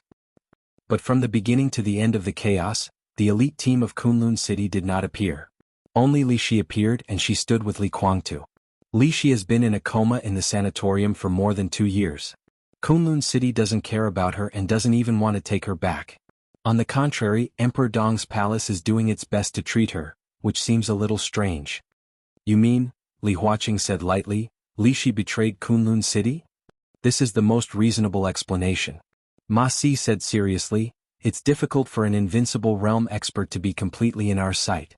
Even Li Tianlan, the commander-in-chief at that time, we can't fully know what they did. Maybe before the chaos began he and Li Shi had already met and reached some deals, or maybe there are other possibilities. As soon as Li Shi woke up, Li Tianlan rushed over as soon as possible, which is enough to explain the problem. At least it shows that Li Tianlan is very sure to let Li Shi join Emperor Dong's palace. It makes sense. Li Huaqing nodded and smiled, feeling a little strange. He said, why not the purgatory of heaven capital?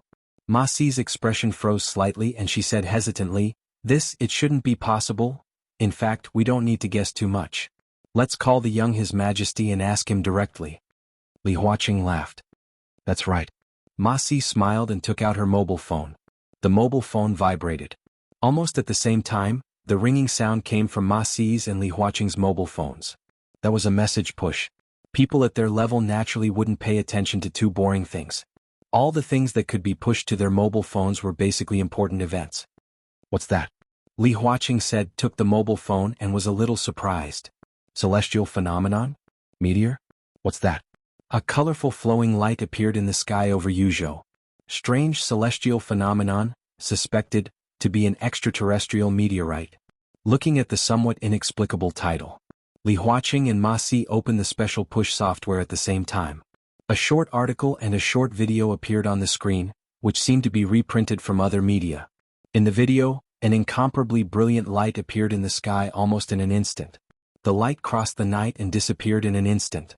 For a moment, Li Huaqing understood the meaning of the word, suspected, in quotation marks. Almost everyone could see that the ray of light had risen from the surface of the earth to the sky and disappeared in an instant. Number 32 Qinghe Road.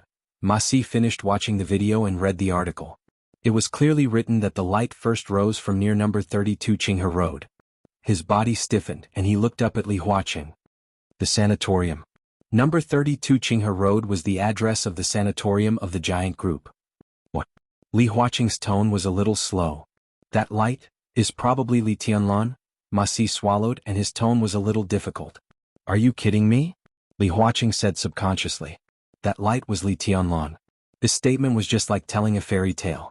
Li Huaqing could accept the sword light that went from the central plains through Yanzhou, Dongshan, Yuzhou, Longjiang to Beihai, and then through Suzhou to the desert of Beijiang. Because it was a living murderous weapon. No matter how powerful it was, there would always be a time when its energy was exhausted. But Li Tianlan was a living body of flesh and blood. How could he reach this level? Wang Qianzong of Mormons, Ma Si whispered. He set off from Reki City, crossed all the terrains and appeared in Mormons. Li Tianlan can't reach that level, but he has Xinyuan phone. Maybe. And the location is too coincidental. Li Tianlan came as soon as Li Shi woke up. This light appeared from the sanatorium and went directly to the northwest. Ah. His voice stopped abruptly. All the speculation was meaningless. The most important thing was that the light suspected of Li Tianlan went to the northwest. That was the most terrifying fact. Ma Si glanced at Li Huaqing. Li Huaqing's voice suddenly rose. Call him. The phone was quickly dialed.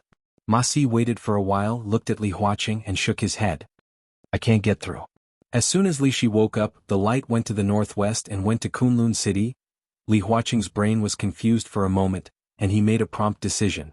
Call the Prime Minister and inform him of the news. In addition, contact Minister Dongqing Wudi. He was willing to remain neutral now, but it didn't mean that he could let Li Tianlan do whatever he wanted. After all, Gu Xingyun was the god of war of Zhongzhou State and the governor of Kunlun City. In any case, nothing could happen to Gu Xingyun. That was the minimum bottom line. Kunlun City.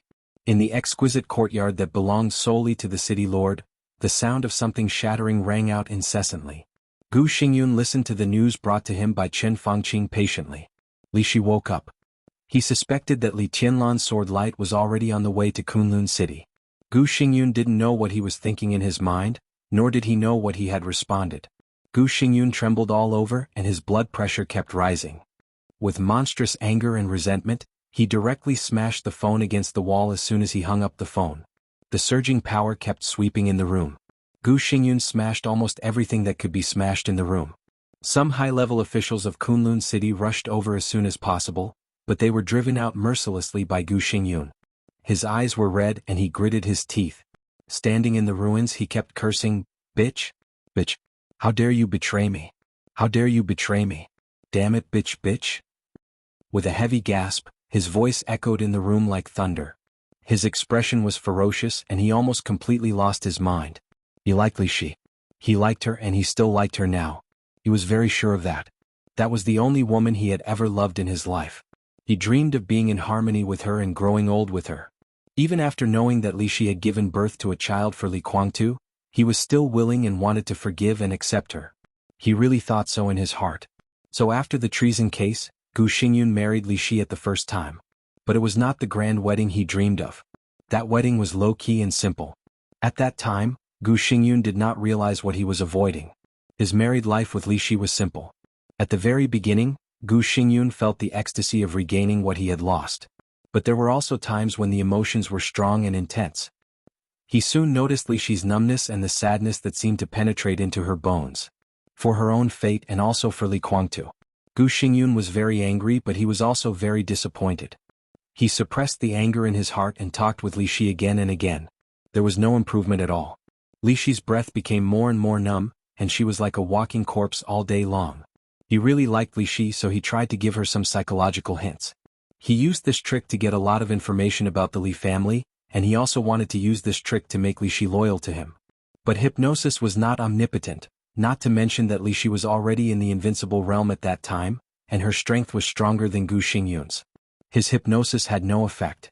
Gu Xingyun wishfully thought that this was the reason why Li Shi valued Li Kuangtu too much. The real situation might be like this. But Gu Xingyun, who was blinded by jealousy, did not think about anything at all. He had seen Li Kuangtu and Li Shi under the moonlight many times, watching the two figures snuggling up to each other, watching Li Shi's belly slowly grow bigger, and watching her happy smile grow more and more. Strong jealousy and unwillingness almost distorted his soul. In fact, he felt inferior in his heart. He was not as good as Li Kuangtu, far worse. He knew this, but he was unwilling to admit it. He always thought that as long as Li Kuangtu died, Li Shi would be his. But what he got was a walking corpse. It was unclear how it started. When he slapped Li Shi's white and tender face for the first time, everything could no longer be reversed. At that time he caught Xian Xuanzi and ordered Li Shi to take off her clothes. Then in front of Xian Xuanzi he completed the so-called wedding night. Gu Xingyun's heart became more and more distorted, and all his dark thoughts seemed to burst out at that moment. He tortured Li Shi, insulted her, beat her, and scolded her. The next day, looking at her bruised body, he apologized gently, hoping that she could forgive him. But Li Shi never changed. Thus, he became even more irascible and his attacks became heavier and heavier. He poisoned Xian Xuanzi. After Li Qingqing spoke, he poisoned his daughter. He used all his means to tie Li Shi to his side. Gu Xingyun no longer cared about her heart. He even gradually forgot his own feelings. Seeing Li Shi, he could only. His first thought was to torture her, to keep her by his side, to torture her for the rest of her life. Even if he died, he wanted this woman to be buried with him. Xian Xuanzi and Li Qingqing needed him to give them temporary antidotes every once in a while. But Xian Xuanzi hadn't looked for him for a long time. So Gu Xingyun knew that Xian Xuanzi had most likely fallen in some corner. There was one less trump card that restricted Li Shi. In fact, Gu Xingyun had already had a hunch in his heart. After hearing everything about Mormons, he already had some guesses. Now, after more than 2 years of sleep, she woke up. But she did not return to Kunlun City. She was the first to see Li Tianlan. Then Li Tianlan came to Kunlun City. It was not until this moment that Gu Xingyun finally realized that so many years of entanglement and torture seemed to have come to an end. He seemed to be really going to lose Li Shi. Completely lose her. So he fell into an unprecedented state of rage. Li Tianlan. He muttered to himself, Li Tianlan, do you think I will be afraid? You want him to kill me? Come on, do you think I will be afraid? If I die, your daughter can't live. No one can King live. Go to hell, all of you. He murmured and suddenly turned around. The huge power condensed for a moment. The exquisite courtyard belonging to the city lord was knocked open by Gu Xingyun in an instant. The wall cracked and the stones flew. He rushed out of the courtyard and came to another standalone courtyard. In the courtyard, a beautiful young woman in a red dress was standing at the door, seemingly hesitating. Seeing Gu Xingyun suddenly appear, she was slightly stunned and then asked cautiously, Dad, are you okay? I'm fine, I'm fine. Gu Xingyun's voice was cold and he looked at Li Qingqing in front of him. Are you going out? Where do you want to go? Why, Kunlun City can't tolerate you? Li Qingqing's face was a little pale. She looked at Gu Xingyun and could not speak. Get into your room. Gu Xingyun's voice was cold and vicious. Without my permission, you are not allowed to step out of the room. Li Qingqing looked at him speechlessly, a little confused and a little innocent. Gu Xingyun suddenly raised his hand. Slap. He leaned forward and slapped Li Qingqing hard in the face. Li Qingqing's body was directly whipped up, broke the window, fell into her room and passed out on the spot. Gu Xingyun's expression was complicated. He took a step forward subconsciously with some pity, some apology, some madness, some ferocity, and countless expressions constantly intertwined on his face. He seemed to want to go in and see his daughter, but finally stood there and sneered. His figure flickered and disappeared in an instant. The next moment he had appeared in front of the gate of Kunlun City. The night was dark and the sky was full of flying snow. In the flying snow, he sat in front of the city gate, looking in the direction of Yuzhou with a cold expression. As long as Li Tianlan dared to come. He had already made up his mind. As long as Li Tianlan dared to come, he would kill Li Tianlan here at all costs. The wind was cold and the snow was cold. He sat there waiting silently like a statue.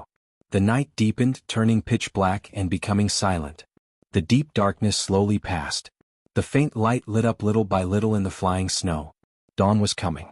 A stream of light suddenly lit up in the distant sky. The rainbow-colored light seemed to carry with it endless light. Dawn broke in the sky. At the moment when day and night alternated, the extremely distant sword light suddenly appeared in front of Gu Xingyun. It was unparalleled brilliance and sharpness. It was high and dazzling. The light pulled a long rainbow that tore the sky 10,000 meters away. The colorful light shone. At dawn, a rainbow as long as 10,000 meters suddenly appeared in front of the snowy Kunlun city. Everyone who saw this scene froze in place and stared blankly at the phenomenon that seemed to have surpassed the power of nature. The rainbow drew an arc in the air, extended toward Kunlun city, and finally landed in front of the gate of Kunlun city. The colorful sword light was stable and bright, like a bridge. Surrounded by endless light, Li Tianlan stood on the rainbow like a god. He looked at Gu Xingyun sitting on the gate tower with cold and majestic eyes. Gu Xingyun raised his head and looked at him with indifferent and cruel eyes. Gu Xingyun. Li Tianlan spoke faintly. His voice instantly swept the whole Kunlun city with the wind and snow, echoing on the snow-capped peak. Li Tianlan, Gu Xingyun laughed, but there was no smile in his eyes, only endless viciousness and killing intent. What are you doing here? I want a person from you, Li Tianlan said faintly. Gu Xingyun was stunned for a moment. He thought that Li Shi asked Li Tianlan to kill him, but he didn't expect that she just wanted a person. Me. He asked back, suppressed the complex emotions in his heart, and said indifferently, Who do you want? Li Qingqing. His voice was neither high nor low, but it echoed throughout the city. At this moment, standing on the rainbow, he had almost completely integrated with the endless snow-capped peak. Gu Xingyun suddenly fell silent. At this moment he completely understood Li Shi's plan, and he suddenly laughed. You want Qingqing? Is it possible? Dream on. You're dreaming. Are you still dreaming? You want Qingqing with just you? Impossible. I'll give you 10 minutes. The rainbow in the distance seemed to slowly converge toward Li Tianlan in the sky. Li Tianlan was expressionless.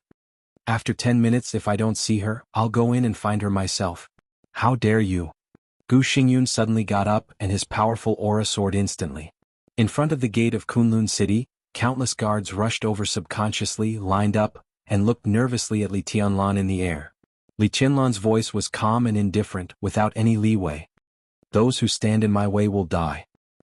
Chapter 927. It's coming, it's coming. It was finally here. Gu Xingyun raised his head and stared at Li Tianlan in the air. The violent agitation in his heart made him numb all over. For a moment he could not speak or even make the slightest movement. He had already anticipated this day. From the moment Li Tianlan killed Gu Qianchuan with one strike, or from the moment Li Tianlan killed Gu Qianchuan with one strike, or even earlier when Li Tianlan became the combat capability of the invincible realm, he seemed to have expected this day. He had always been on guard. But in recent years Kunlun city had been a little weak. Li Tianlan, who was shining like the sun, had been rising rapidly and dazzlingly. Gu Xingyun knew that he would attack Kunlun city sooner or later.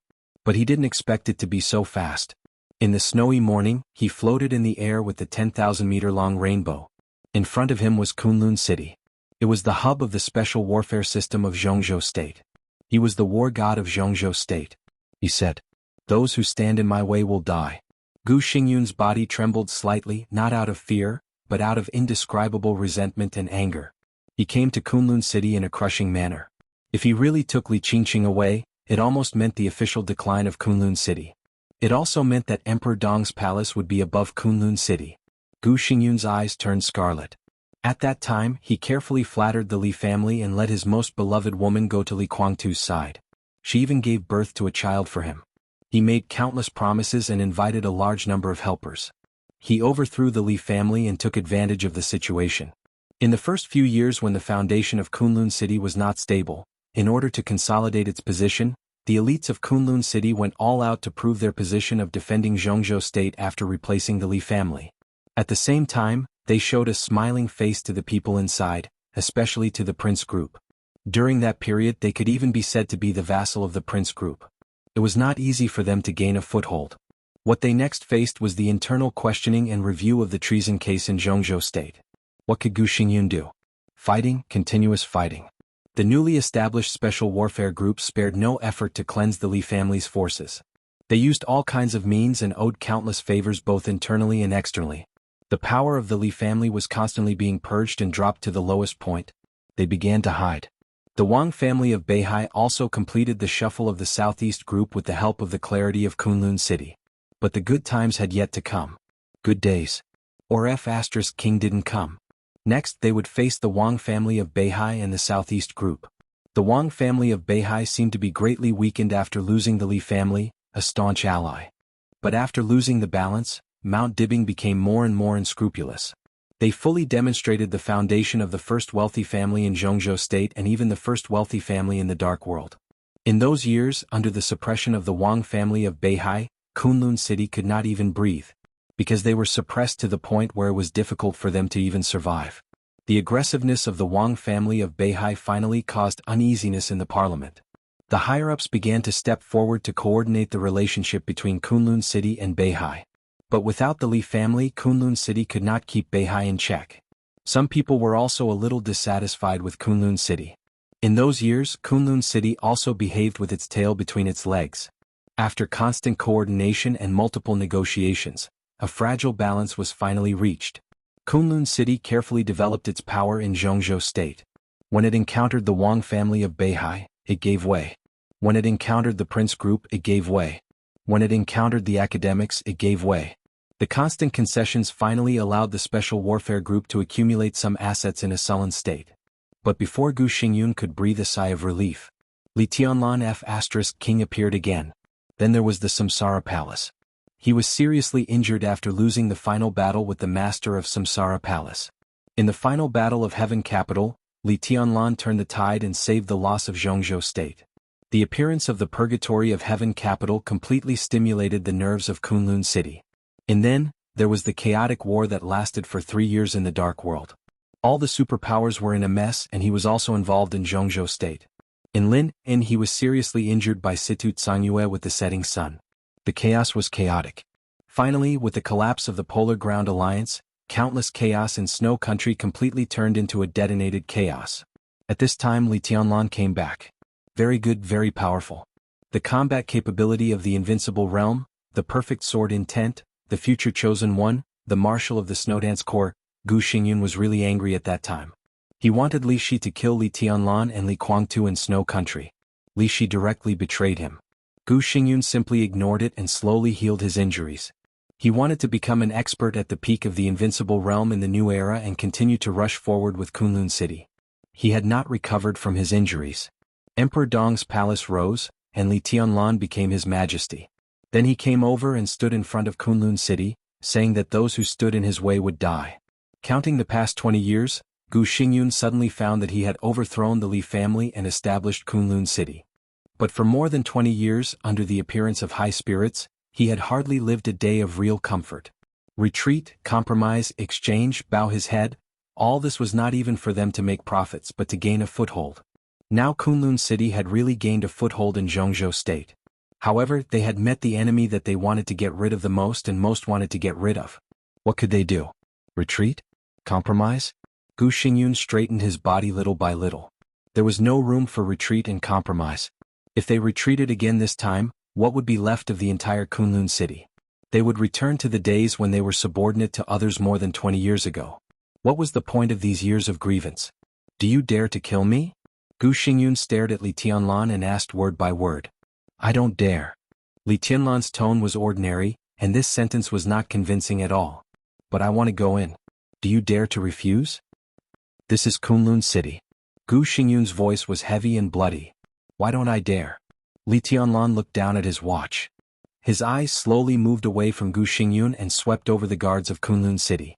All the guards were tense when his eyes swept over them, but no one put down their weapons. Li Tianlan remained motionless. 3 minutes left.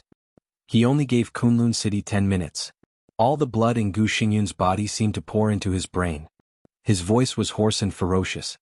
Li Tianlan, don't go too far. 2 minutes. Li Tianlan said lightly. I can't give my daughter to you. She's my daughter, mine. Gu Xingyun roared wildly. Li Tianlan waited quietly. Time passed second by second. The morning light was getting brighter and brighter. 10 seconds. He suddenly spoke. The 10,000-meter-long rainbow in the distance had completely shrunk. His whole body was wrapped in colorful light, and his expression was blurred. 5 seconds. In the extremely oppressive atmosphere, countless people turned pale and subconsciously grasped the weapons in their hands. Some experts of the fire-flaming realm and the thunder-shocking realm of Kunlun City rushed over one after another. 3. In the light, Li Tianlan's voice was calm. 2. His steady and cold voice was without any bravado. He raised his hand in the light. The extremely rich colorful light condensed again in his hand. In the suffocating silence, the voice seemed extremely abrupt and cruel in heaven and earth. 1. Go to hell. He gathered all his strength. Gu Xingyun roared furiously in an instant. 10 skills of true martial arts, 10th unique domain. The bright morning light turned into night in an instant. Gu Xingyun's body became twisted in the dark for a moment. All the injuries were forcefully suppressed. After a few minutes of preparation and adjustment, his aura kept rising in an extremely crazy manner, rising again and again as if it would never end.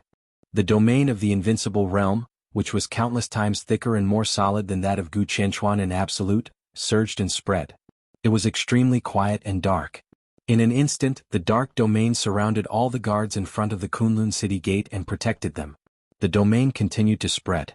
In the darkness, there was no longer a desperate vacuum. In the shortest amount of time, everywhere the domain passed, there was an astonishingly swift and fierce storm. This was Gu Xingyun's strongest power and his strongest domain. It was no exaggeration to say that at this moment, Gu Xingyun was in the best state he had ever been. After more than 2 years of silence, the peak of the invincible realm was already clearly visible in front of him. Although the injuries in his body had not yet healed at this time when he went all out, he was already better than himself more than 2 years ago. Gu Xingyun's eyes were cold, and he took a step forward in the domain. This was his domain, his home field. Between steps, his figure instantly crossed a distance of dozens of meters. In the dark domain there were silent storms everywhere. It was all his sword energy and power. The sword energy all over the sky tore the dancing wind and snow, tore the snow-capped peaks between the mountains, and rushed directly to Li Tianlan.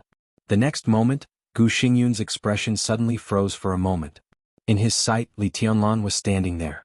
The colorful light around him looked more and more dazzling in the dark domain, so dazzling that it was even a little fake. But everyone could see that he was there, so real. But countless sword energy storms could not lock Li Tianlan's body at all. The domain roared and spread over. The moment it encountered Li Tianlan, it seemed to encounter an obstacle that needed to be avoided. He floated steadily in the dark void, and everything around him was not affected by the domain at all. The locking of the domain seemed to be completely ineffective against Li Tianlan. How was this possible? The bright light slowly flowed along Li Tianlan's arm and condensed little by little. Li Tianlan reappeared in Gu Xingyun's sight. But his existence became more and more illusory. Not to mention the sword energy storm in the domain. Now if Gu Xingyun closed his eyes, he could not even feel Li Tianlan's existence. The light condensed into a point in his palm. In the shining color, the luster became pure.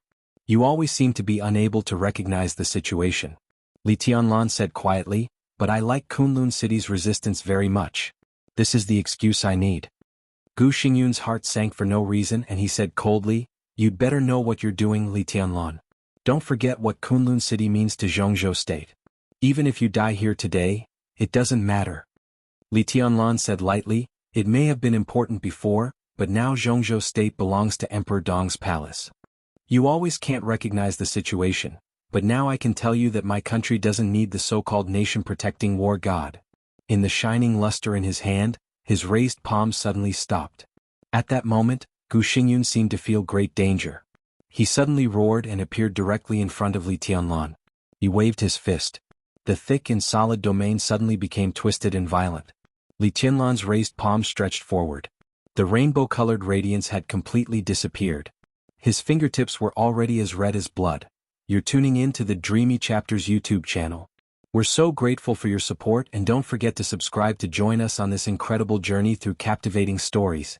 Your generosity through donations truly makes a world of difference, as it's the primary source of revenue that allows me to expand and enhance this channel for you. Thank you from the bottom of my heart for being a part of this adventure.